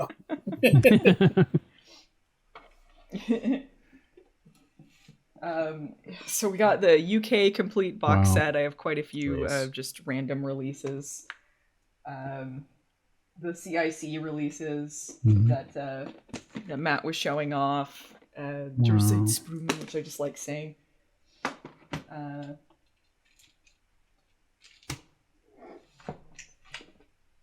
This is another release, which is very similar to the other one, just a lot bigger and holographic. Similar to the special edition from Germany that Matt was showing off, where it's got the one picture formed out of the different ones inside. So cool. And now I see the holographic, and it reminds me of the prop that I always wanted, but I don't even know how you would make it, is Dr. Sam Beckett's driver's license. Oh. It has to be in a Velcro wallet.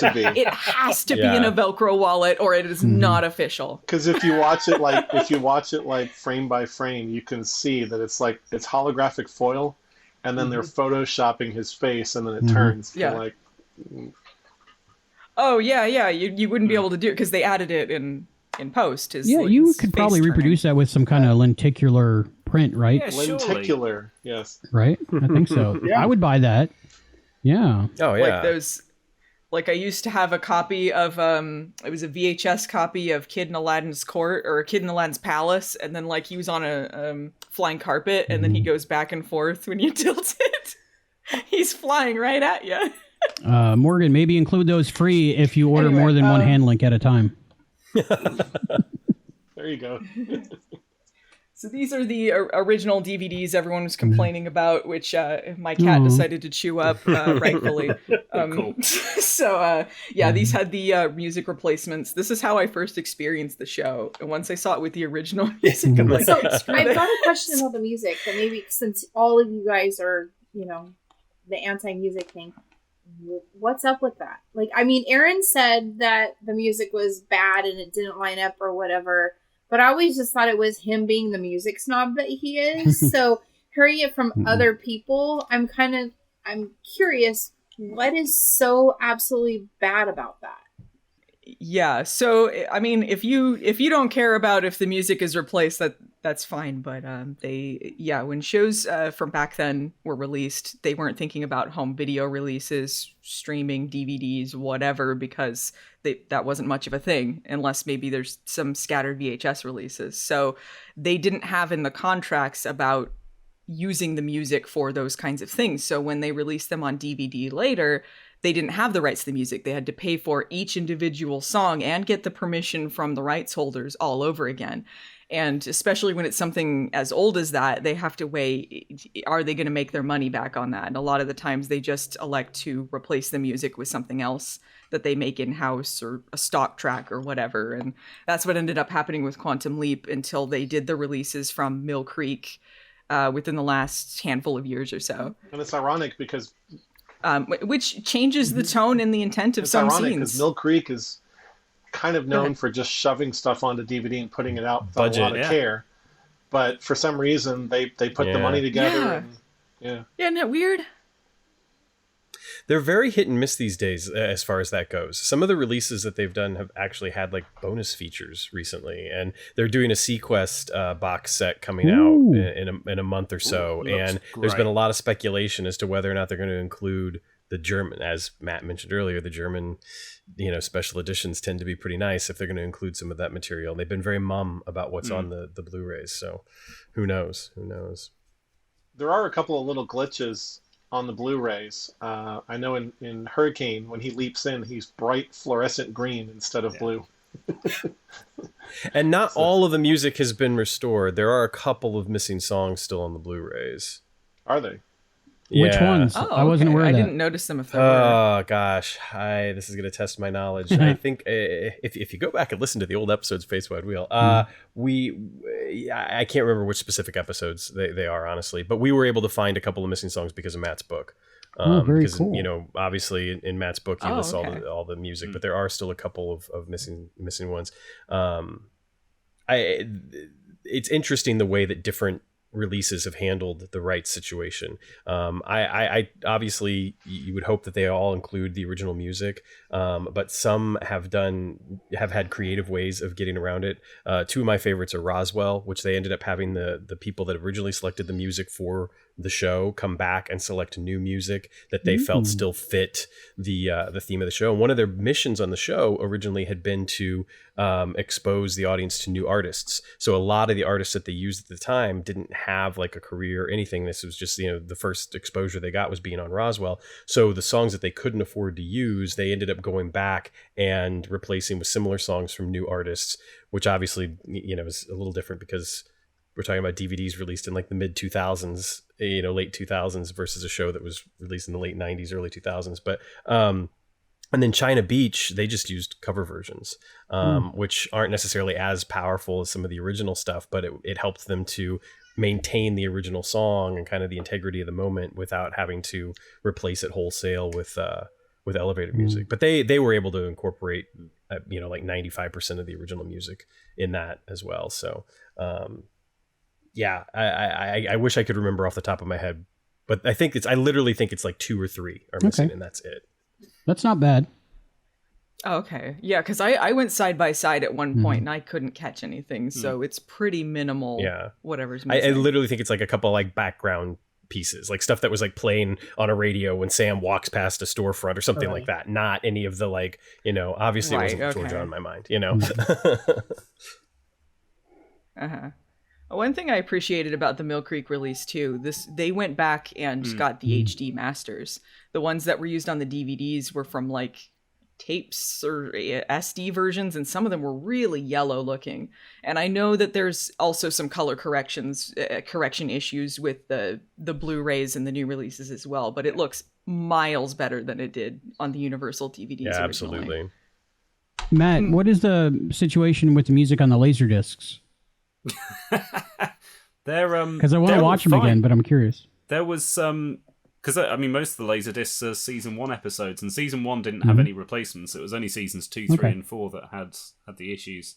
So they, I mean, even for the VHS releases, which went on a bit longer, I think they carefully chose ones that didn't really have much music in, so they didn't have those rights issues to worry about. Oh, is that why they were like random episodes? Best of? That's one of the reasons. But they might have also thought, like, especially with like the pilot, they probably were thinking of individual releases for some of them, because a lot of shows do release like their pilot movies and stuff on VHS, so they might have licensed some things for that.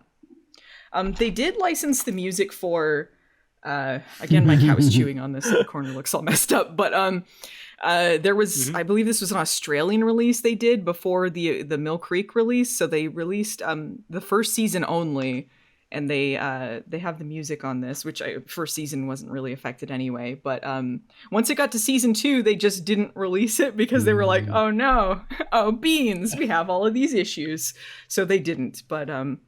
But this was the first Blu-ray. I remember when that came out, I was so believe, excited. I was hoping they would put them all out before we got our Mill Creek version.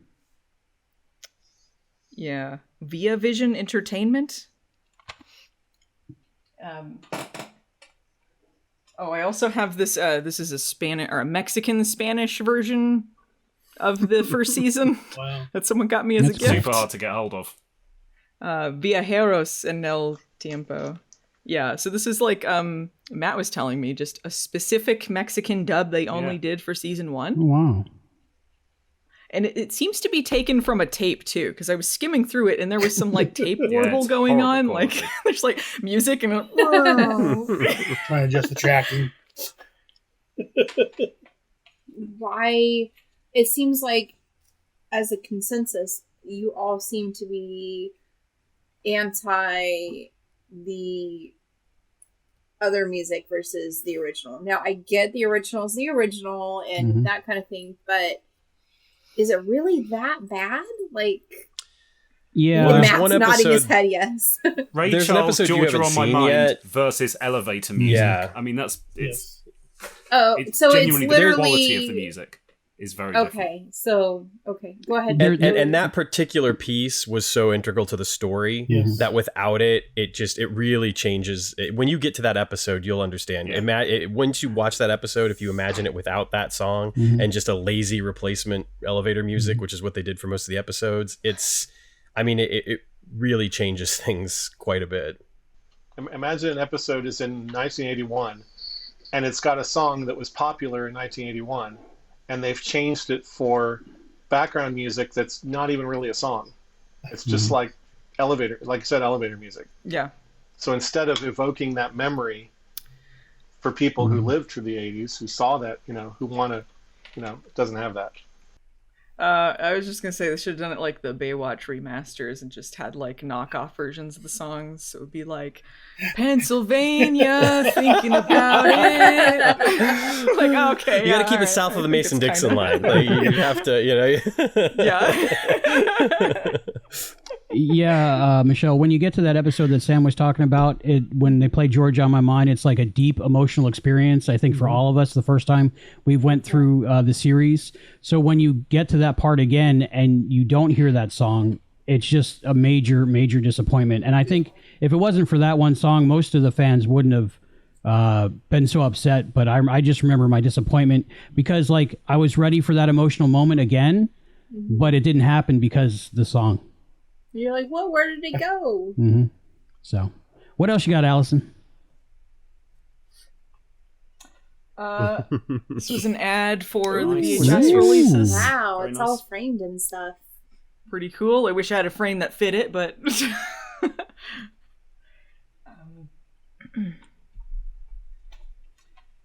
is, I believe, an official hat from the Universal store from back in the day. Very nice.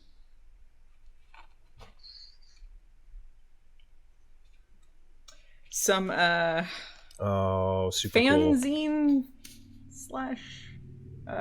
/ they had like different newsletters and stuff people would release. I'm not sure where I put them, but I have all of the Quantum Quarterlies as well. Those were like a pretty prominent newsletter that they had back in the day. I really appreciate the artwork, especially for fanzines. Like they put so much. I had work into the it. blue one that you have. I had that at one point, and I have no idea what happened to it. It was the only one they had, though. Yeah. Vanished into another dimension. I've got a lot of those too, and I actually scanned them into the website so you can see them all. Bless you. I know what I'm doing tonight. Just thank you for the incredible amount of work that you've done archiving these things, because like so much of this is on Al's Place. Well, it's fun. A lot of people have sent me stuff for years, and I'll just pop it on there. Like you sent me that pin you showed me earlier. Oh, wow. It's on there right now. So I thank everybody. There's hundreds of people that have contributed. I'm just the one putting it together. Kind of like Matt's book. Matt's book is amazing. I mean, that thing is the epitome of quantum. Pulling that stuff together. All right, I'm gonna try and get through the rest of the No stuff. I'm rush. taking forever. This is a parody comic. I've never seen that. Creep. It's so. It's terrible. I don't recommend it. I don't recommend it. It's awful What is on it every about? level. I don't know. Can it be racist and sexist? Like, what if Quantum Leap was awful? That's the premise. Maybe those complaining. So, if you Maybe want to those read, complaining about the new Quantum Leap. yeah, Quantum. Maybe they Leap. just read that That's book. their- Maybe that was yeah. their source of fandom from that. Yeah. Right. Yeah, they were like, I don't know, this is what the show was, right? Like, he was really homophobic and bad.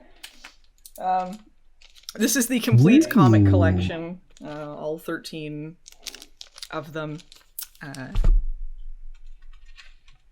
have collected some magazines Starlog. as well. I had that. Mm-hmm. Starlog. This was one I had before I'd watched Quantum Leap. I bought it because it had an article about the show She-Wolf of London, but it does have Quantum Nice. Leap in it as well.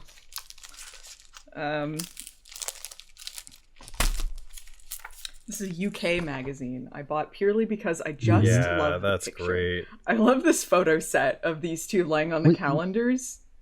It's like the cutest Was that a thing in the TV world, guide cover honestly. too or something? I remember seeing that photo in something else. I'm not sure. Maybe. That's nice. It might have been. I think it was used for promo pictures. I love it.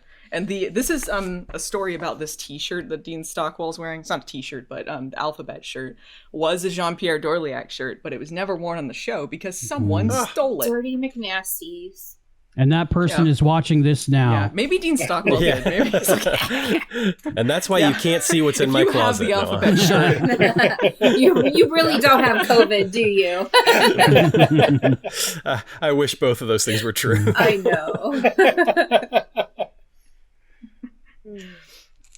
So this is tangentially related. I just wanted to show it off. This is a martial arts magazine that Dean Stockwell was in.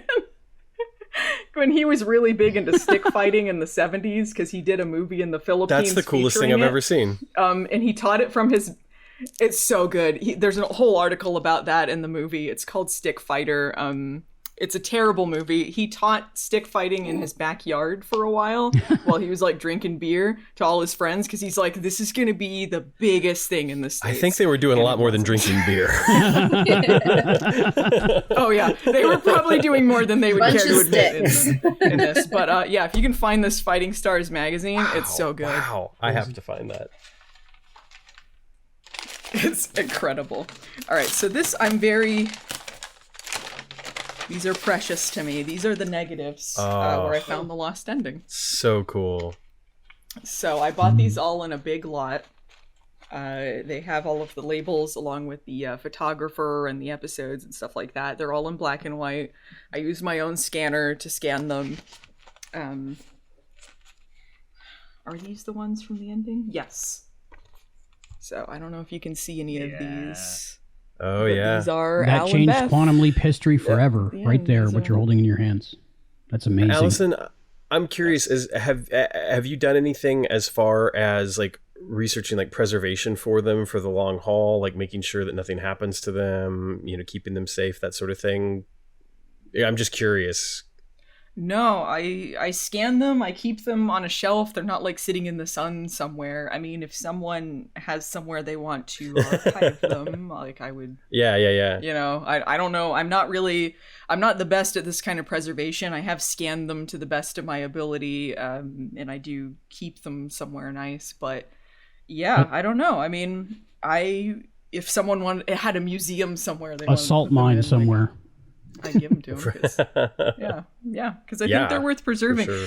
Can you imagine, though? I mean, like, I want to walk you through what happened here. So I told this in a video where I talked about the ending, but I would collect negatives from shows that I like, from She-Wolf of London primarily, and bought negatives in a big lot from a particular seller who happened to be the same seller who sold me these, just coincidentally. And they had a bunch of stuff like in a lot from Universal that they had bought, and they were selling a few of them. And sometimes you can find things like deleted scenes or outtakes or things like that, and that's mostly what I liked getting these negatives for. So I bought these. I saw they had a small handful, and I'm like, do you have any more? And they're like, yeah, I do. So we negotiated a price, and I bought all of them. I didn't know that it had this ending in it. I didn't know there was any proof that this ending existed. So I was looking through these, and I'm like, yeah, this is Goodbye Norma Jean, or this is this, or whatever. And then I see Dean Stockwell and Susan Dial standing there, and I'm like, what is this? What is this? And I read that ending, and I'm like, this cannot possibly be this ending. And then it just blew my mind. So I had to like scan these and I wanted to tell everyone about it, but I'm like, no, I have to get that. I can't just be like, oh yeah, this is it right here. Like I have to find my proof. And I'm like, history has changed. So it was really my contribution to quantum. A huge contribution. Yes. Yeah, without a doubt. That got me involved with this podcast. It got me to do all sorts of cool things. And people from random bits of Quantum Leap fandom contacted me. I think that's why Brian contacted me. I think that's why one of the guys that worked on the comics, something David Campetti, he contacted me. Dave, yeah. David, yeah. We have an interview with him on the guy. Quantum Leap podcast if you want to find out more about him. Yes, check it out. Real nice guy. Okay, my one other contribution to the Quantum Leap fandom. Oh my god, it is huge. Wow. That's what someone said. Oh, she's making space. Oh yeah, she's gotta make space for this one.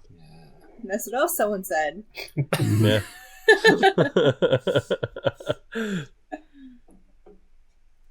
All right, so I did a whole video series about this. This was another eBay acquisition that I bought. So this is all it was labeled as. It was from like a thrift store or something.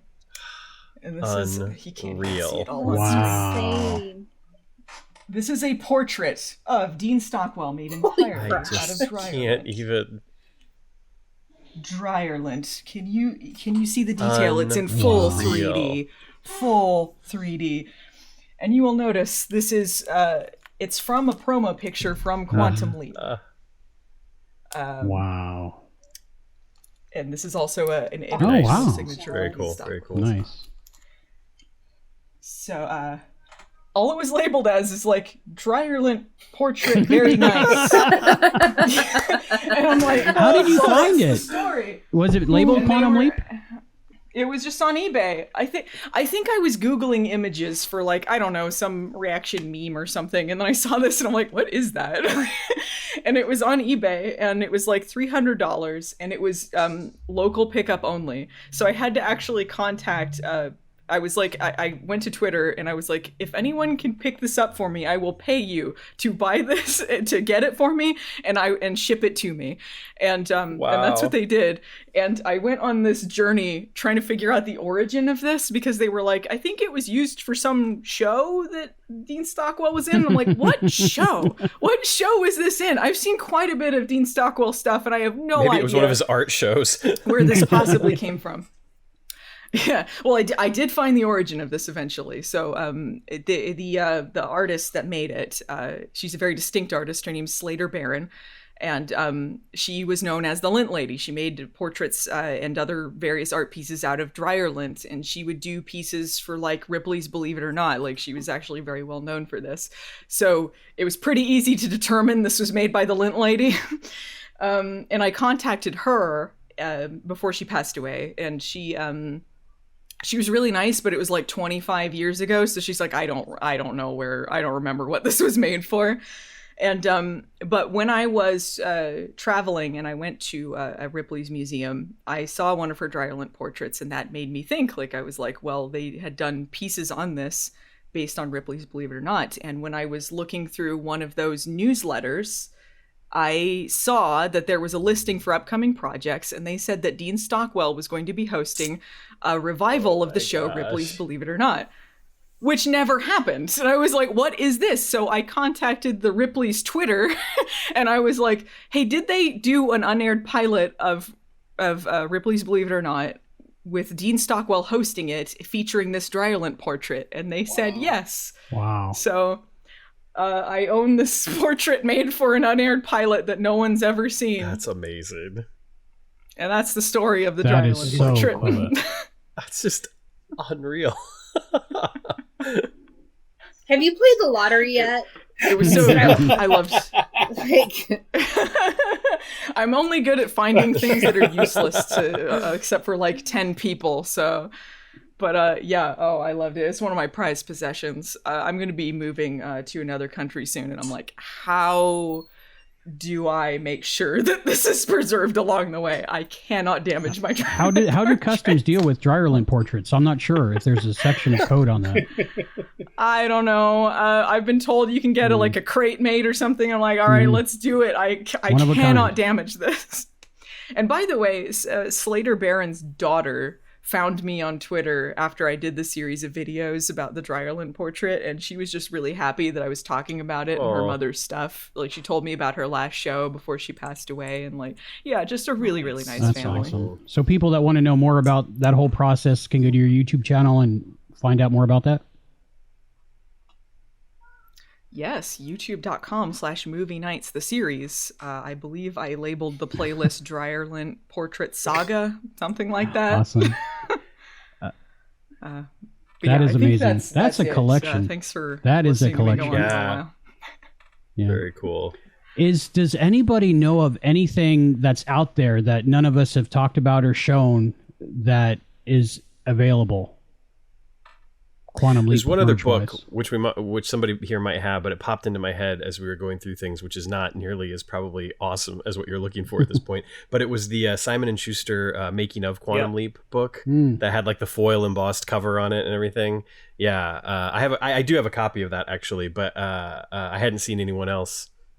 Was that official? I honestly don't know. I don't think it was. It's a huge amount of it is copy pasted from an FAQ and some convention panel transcripts that were doing the rounds in the internet in the early 90s. It's okay, I see. Yeah, it's basically like someone printed off Al's place. They probably did.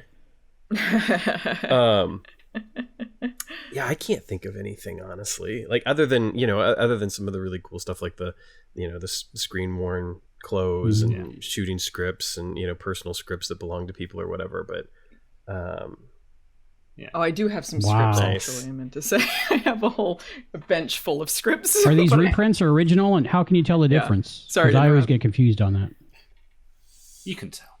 Some of them are original, most of them are reprints. Usually if they include like the different colored inserts and stuff, like and their handwritten stuff, then you know it's an original. Okay.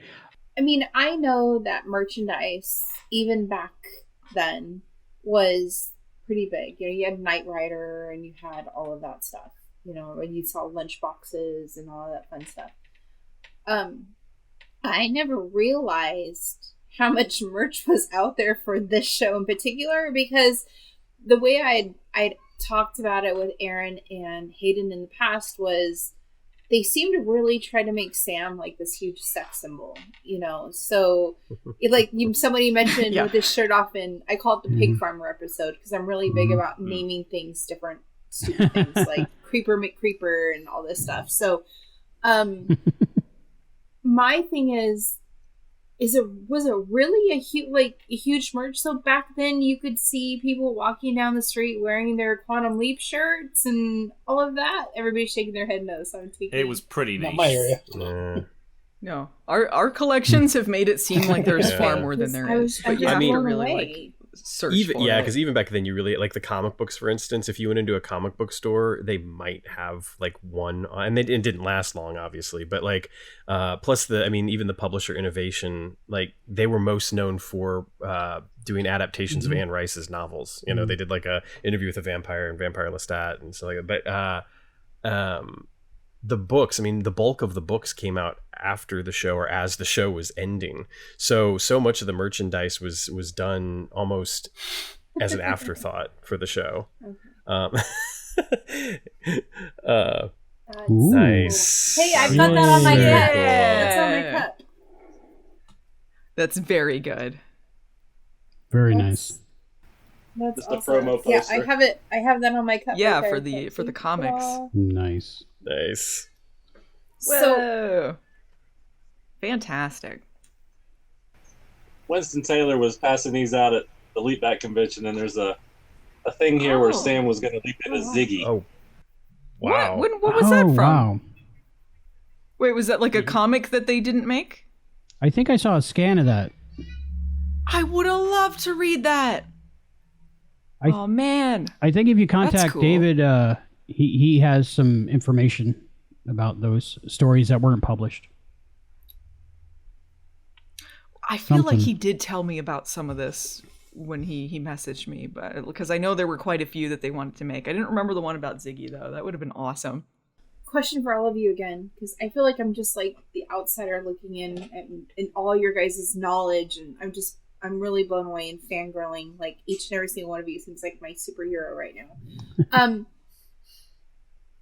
Isn't it amazing? I guess it's more of a statement. Isn't it amazing that each of you have said you've actually talked to or been connected to the actual show in one way or another? And I feel like nowadays there's not a lot of people who are out there like on more popular shows or whatever that would actually sit down and talk to just fans like us who, I personally talked to Deborah Pratt. I didn't know who she was when I talked to her, so I sounded very stupid. But, it's amazing, the designer, and Deborah ordering props and stuff. And I feel like that alone says something about the heart of the show and the creators and the writers and the, storytellers and designers. They all really value their fans even now. And that's such an amazing thing. And I'm curious, who all have you guys all talked to or been connected to in the show in one way or another?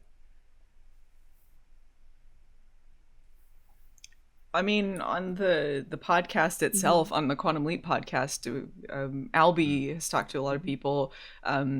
Matt and I have talked to a lot of people. Chris have talked to a lot of people because we do a lot of interviews with people that were on the show. So depending on who you talk to, there's been a lot of them. The biggest connection that I have is Jean-Pierre Dorliac because he's on Twitter and he's very open to talk to people. And I did an interview with him on my YouTube channel and talked to him on the phone, and we developed a friendship over that. But yeah, we have talked to like a lot of people the fact that everyone has been so open about it even before the new show. It's not like they're trying to promote something. Like there's just a lot of people that really had a great experience and like talking about it. I often wonder sometimes how much the fact that this was a show that multiple times faced cancellation, and on one occasion, one pretty famous occasion, it was the fans that saved it. If it wouldn't have been for the letter writing campaign, it wouldn't have gone on, most likely. And I think that that probably endears the fans to the creators and the people that are working on the show. And it's clear that you've got Don went on to do his NCIS Conquers the Moon franchise, so he doesn't talk quite as much that, and he's in his 80s now, but even Scott has made time to talk to people, and he's busy. It's not like he's been spinning his wheels for the past 30 years, so right. It's pretty incredible the connection that they've had with the fan base, and of course the conventions and everything else that has happened over the years, and the fact that they're all game for it. I think it's just also a testament to the show itself. I mean, the show was when it was good, it was the best thing on television. There's no doubt in my mind about that. It wasn't consistently good, but I think that when it was at its Blood Moon, excuse me. If Dennis was here, this is when he would be, shouting the Americanization of Machiko at me.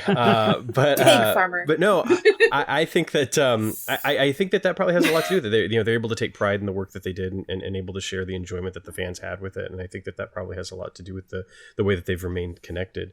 And I say that as Fate's Wide Wheel probably being, the junior member of the club when it comes to talking to people. We've had like 2 guests, and one of them was Jean-Pierre, and the other was a guest actor that lives here in Chicago that Dennis kind of knew. So we haven't had the opportunity to interview people.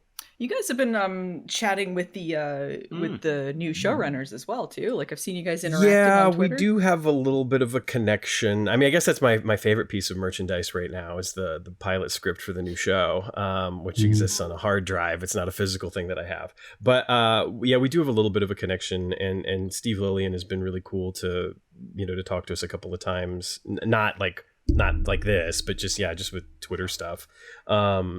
So we'll see what happens, once the show gets going. But even the new cast seems open to interactions. I mean, I've like posted some stuff in response to like to some of Raymond Lee's stuff and some of Mason Alexander Park's stuff, and like they've been very responsive with either quick comments or liking things or whatever. So it'll be really, really interesting to see what happens come October. Mm-hmm. Yeah, I'd have to say everyone that I interviewed, and I interviewed a lot of people from Quantum Leap, and every single one of them has been super kind, even before I hit record. A lot of times when you do interviews, people are not so nice until you hit record, and then they're the greatest person in the world.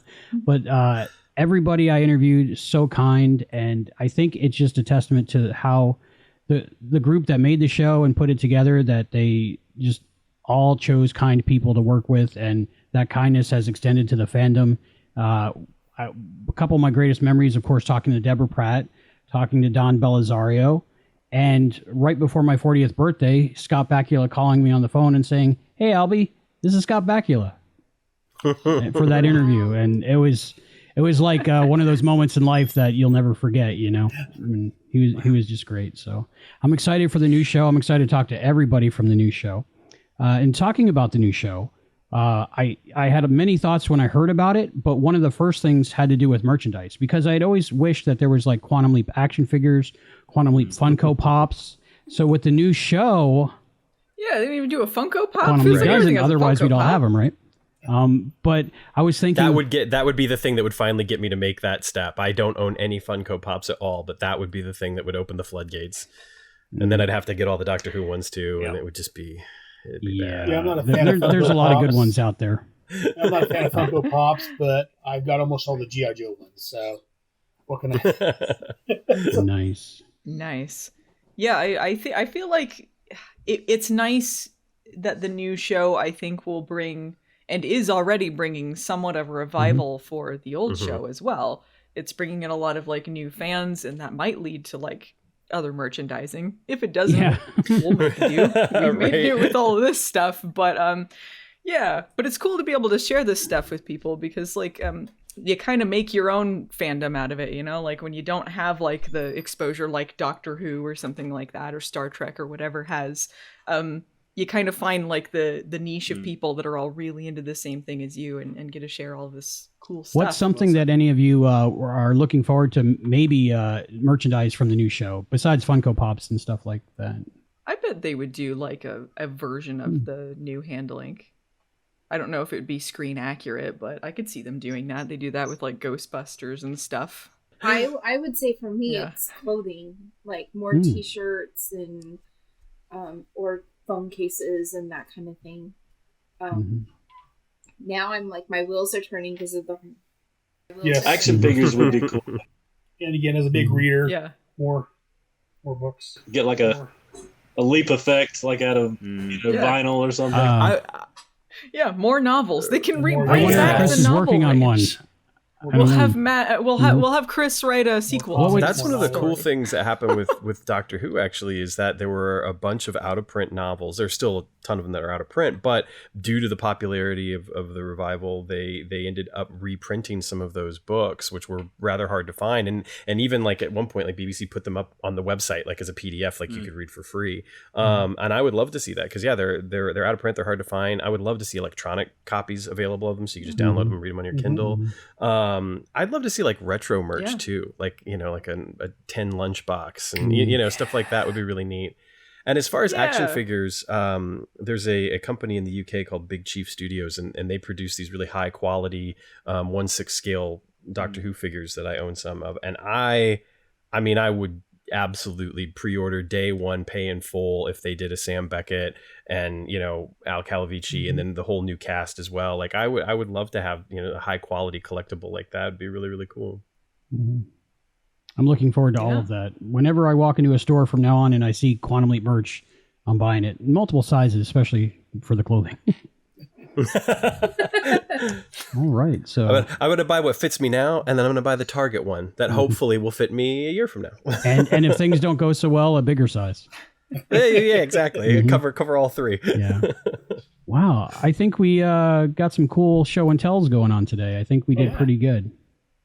This was great. I want to thank everybody for joining us for this Quantum Leap show and tell. And let's go around one more time. Tell everybody where you're from and how they can find you. Allison. I got the most clicks. I'm like the best Quantum Leap fan. Yeah, you can, if you just Google Dean Stockwell Dryer Link, you'll probably find my YouTube channel. It's, YouTube.com/Movie Nights, the series. I actually just did a video about Quantum Leap. I don't do as many videos about Quantum Leap as you might think looking at this, but I just did one about the Mind Leap and the Body Leap theories, which is pretty really cool detailed. So if you guys want to check that out, that'd be great. I want to know the person that Googled Dean Stockwell dryer lint art before you just said that. Like, I want to know the people out there, and besides yourself, obviously, that have taken the time to Google that. I just want to know if it's ever been Googled before. It just makes me want to go out and like Google random stuff like Quantum Leap sock puppet or something. Well, isn't that? I bet you could find one. There's someone out there What do they call that? commission Rule one for you 37 or something like that? Anything you Google, it's there. Something like that. Yeah. I have not been disappointed I don't yet. know the rule numbers. Yeah. I know there's that's the one I'm talking about, I think. Matt. Yeah. Matt, where can people order your amazing book? Oh, thank you. And yeah, anyone who's got to the end of this video and has enjoyed listening to all of this is the perfect level of nerdiness to enjoy my book. So yeah, and actually I realised I forgot earlier on, this is the original cover art. This is the actual... Oh, so cool. Wow. So Wow. this is the, Hey, Love that's that. awesome. one of a kind, obviously. Do you recall the artist's name offhand? No. If you don't know, it's okay. I didn't mean to put you on the spot. It's very late at night, and he's a friend of mine, and I'm just blanking. You can find him online as Tiny Turtle Illustrations. His name's Richard somebody or other. So embarrassing. Okay. But yeah, Tiny Turtle Illustrations. Okay. Is Morgan checking the book? Awesome. You checking for me, thank you. I'll filibuster for a minute. You let me know. Our go-to reference guide. I just love that he's dressed as Gushy this whole time. It just makes me happy when We I have our own Gushy back at the project. Is that Richard Young? Richard Young, thank you. Yeah, great guy and does commissions and yeah, super talented. And yeah, you can buy my book at TME, which stands for The Millennium Effect, which is a Doctor Who reference. Just don't think about it too much. TMEbooks.co.uk. Oh, sorry, TMEbooks.uk. No co. TMEbooks.uk. And I can also be found at quantumleapinfo.net, which is the premier resource for all the confirmed information about the new series.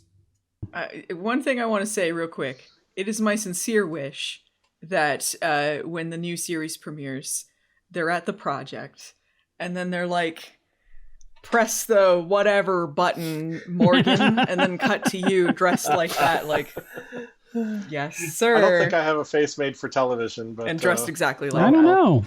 I think so. If you're dressed like that, you're just the rando. Like you can hold the guitar or whatever, like they had in the. You absolutely look like a scientist. You don't even have to say anything. Now, You just have that's to a like prop nod. that Like has about 4 seconds of screen time.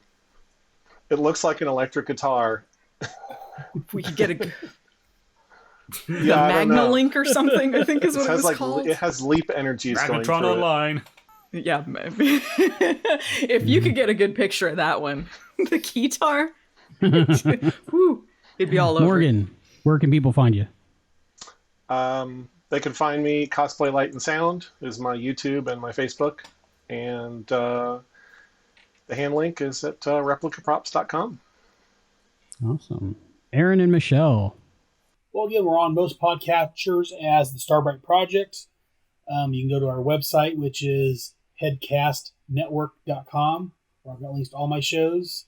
And I've got a Facebook group, not necessarily devoted to Quantum Leap, but Facebook group. It's facebook.com/group/headcastnetwork is the home for all my podcasts. Brian, tell us about the website, where they can find you, and the upcoming convention.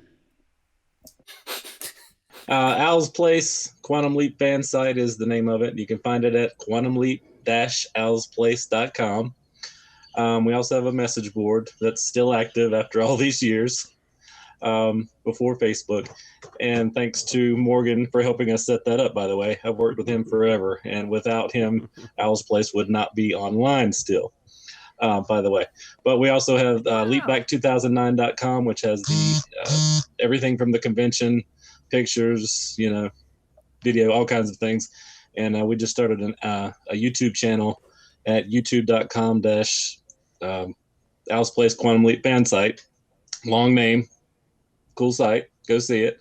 But all those videos are on there too. Make sure you subscribe to all those things. Fantastic. I want to say, I just want to say, Brian, it made me feel really good. Every year on my birthday, your forum wishes me a happy birthday. So nice. You're welcome. I do that personally for everybody. Okay. I knew you'd remember Brian. I'd be like, did Brian remember this year? He did.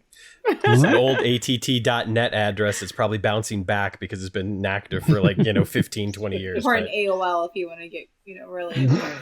Yeah. I was on AOL, I think, when I found Al's Place, maybe. That sounds about right. CompuServe? Yeah, maybe. Yeah. It was a long time ago. Yeah, because there were Quantum Leap message boards on AOL back in the day.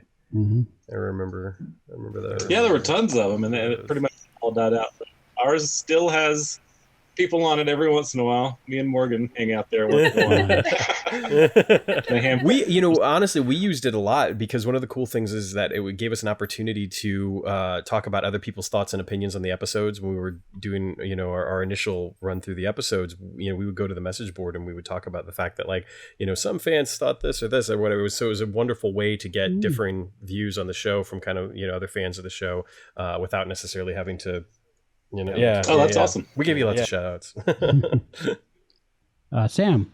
Yes, so I'm Sam Fain. I'm the co-host of Fate's Wide Wheel Quantum Leap podcast. You can find us on Apple Podcasts or wherever you get your podcasts.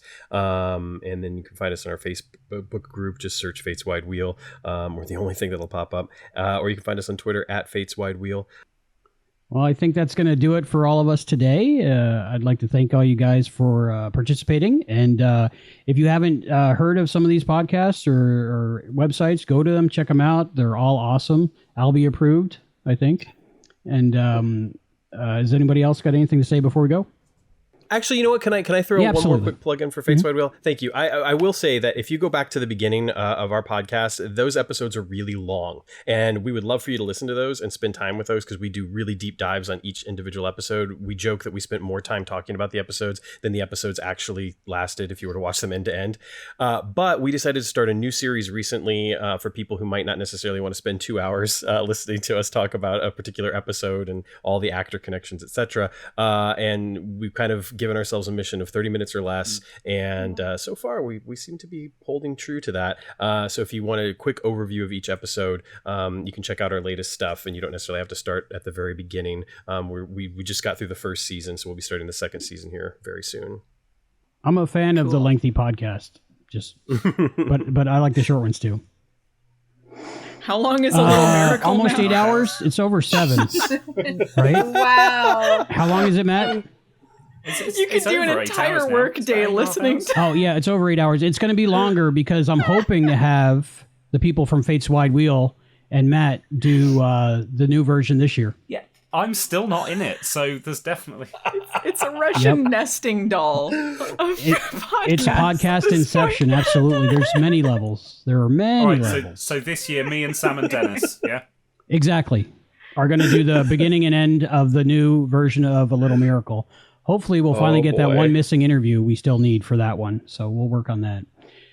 So anybody that's saw this and come here from one of the other places that all this is linked to, this is on the main Quantum Leap Podcast YouTube channel. We have the Quantum Leap Podcast wherever podcasts are given away. And we have a Quantum Leap Patreon, which is patreon.com/Quantum Leap Podcast, I think. And if Sounds you right. were at the Chris does all that book stuff. club member level, which is what, $3 a month, you get a cool Quantum Leap bookmark. Sure. Nice. Because it has a bookmark's checklist of all the awesome. books, and you can read along Yeah, we've with been the podcast. They're currently 4 books in. 3. Yeah, we just finished Oh, the yes. 4th Prelude. one, Yep. Prelude. I don't know if that's the podcast. So is that's up coming yet, but we did soon. record it. So there you go. I can't wait Right, till we what do you get guys to think this of it? episode There it is. and talk about the best. It's gonna be. Quantum- I'm stoked to talk It's about gonna be foreknowledge great. with Chris. Legit, I loved Yeah, reading it so the first time around. That's going to be amazing. What number is this? 14, Do we know? 15? It's one of the later ones. What does it say on the back of the? It should be on the bookmark, right? Yeah, the bookmark should list the order. I don't know offhand. Yeah. It was one of the later ones Very cool. because they shifted the format of the. And then they went back to the original one for the final book, which I always thought was so interesting. Just like the theme tune. It's a parallel to the series, right? You get the new theme song, and then in the last Yeah. episode, they're like, classic, going back to our roots. So I've got a question right. for you guys, really quick. Someone like me who's a newbie, the new show's coming out. So there's no way in God's green earth am I going to finish every episode before we get started. What are some ones that you feel would get me kind of caught up to, not necessarily where the new show's at, but you feel like are staples that I really need to watch before the new thing happens? Because I'm really nervous and worried about that because we've been doing them in, consecutive order. The Leap Home Parts 1 and 2. And MIA before yeah, that. the season 2 finale as well. Just triple Yeah. feature there. The season 2 finale, MIA, leading into Leap Home Part 1 and 2. Those are staple episodes of the series. You got like 4 months. Why set the limit so low? You get plenty of time. Oh, it's not Yeah, like I'm well, trying to get I my would say master's. if you were worried and my about understanding credential what's and have kids and no, Fair not enough. at all. If you're like worried about not knowing what's going on, absolutely 100% they will make it so that new people can watch it Absolutely. without knowing anything of the Yeah. new series. They're not going to have it tied into every little detail of the series because they're trying to get new people in and make it so that you understand it without having to know Yeah. anything about the original show. I imagine there will probably be references to the final episode. But if you're just worried about like episodes that are just really good of the original Quantum Leap, I mean, the ones we mentioned are I suspect damn anything good. that you would be worried about being spoiled on Yeah. might not be something that's still in existence after the new show comes about. So I would just go for it. What if the new show starts and there's just like a flush and then like Scott Bakula walks out of a room and he's like, hey, I've been here this whole time. Yeah. Hey, that's a little Chuck. I think the most important ones though are those 3 episodes, because those 3 episodes, if you watch the pilot, which you've already seen, Yes. you watch those 3 episodes, MIA, Leap Home Part 1 and 2, and then you watch the final episode, Mirror Image. I think that's the core of what you will need to probably understand and appreciate any of the emotional impact that I think that they're going for. But ultimately, I mean, we did sort of our essential episodes podcast, but we want to do another episode on that for that specific reason of here are the episodes to watch before, here's like the 15 episodes you need to watch of Quantum Leap before, the new series airs, some clickbaity title like that. We initially we were going to do that with our new format, the revised thing, but we decided to just go for it and do it all. That was Dennis's idea. My idea was to be lazy and only do like, our 15 episodes and be in and out. But anyway, thank you guys so much. This has been really cool. Albie, I really appreciate this. I know that there had been some talks, like 3-4 years ago about potentially doing like a crossover episode. We were thinking about like the Leap Back, and it just didn't happen. And I'm so glad that we're finally able to do that, because certainly one of the things that's been so important to me as we near the beginning of this new chapter is having a fandom that thrives. And I think part of the way that we do that is by remaining connected and showing people that it's not a competition. It's not about who gets the most clicks or the most downloads. It's just about being able to have fun and share this thing that we love, because here we are like nearly 30 years later, and it's because people have continued to talk about it and continue to be passionate about it. And we find these cool new outlets like podcasting, etc., that we're able to stay connected to the material. And now here we are getting ready to get more of this really cool stuff and to talk about. So I really appreciate it. It's been a heck of a lot of fun. And I am so envious of everybody's collections. Like I said, I kind of just have the standard stuff, but there's been some awesome stuff out there. Thank you guys.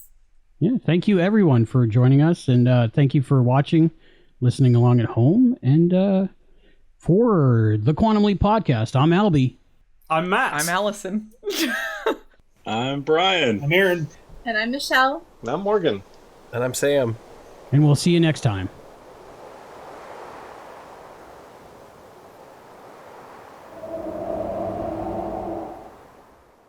That was weird.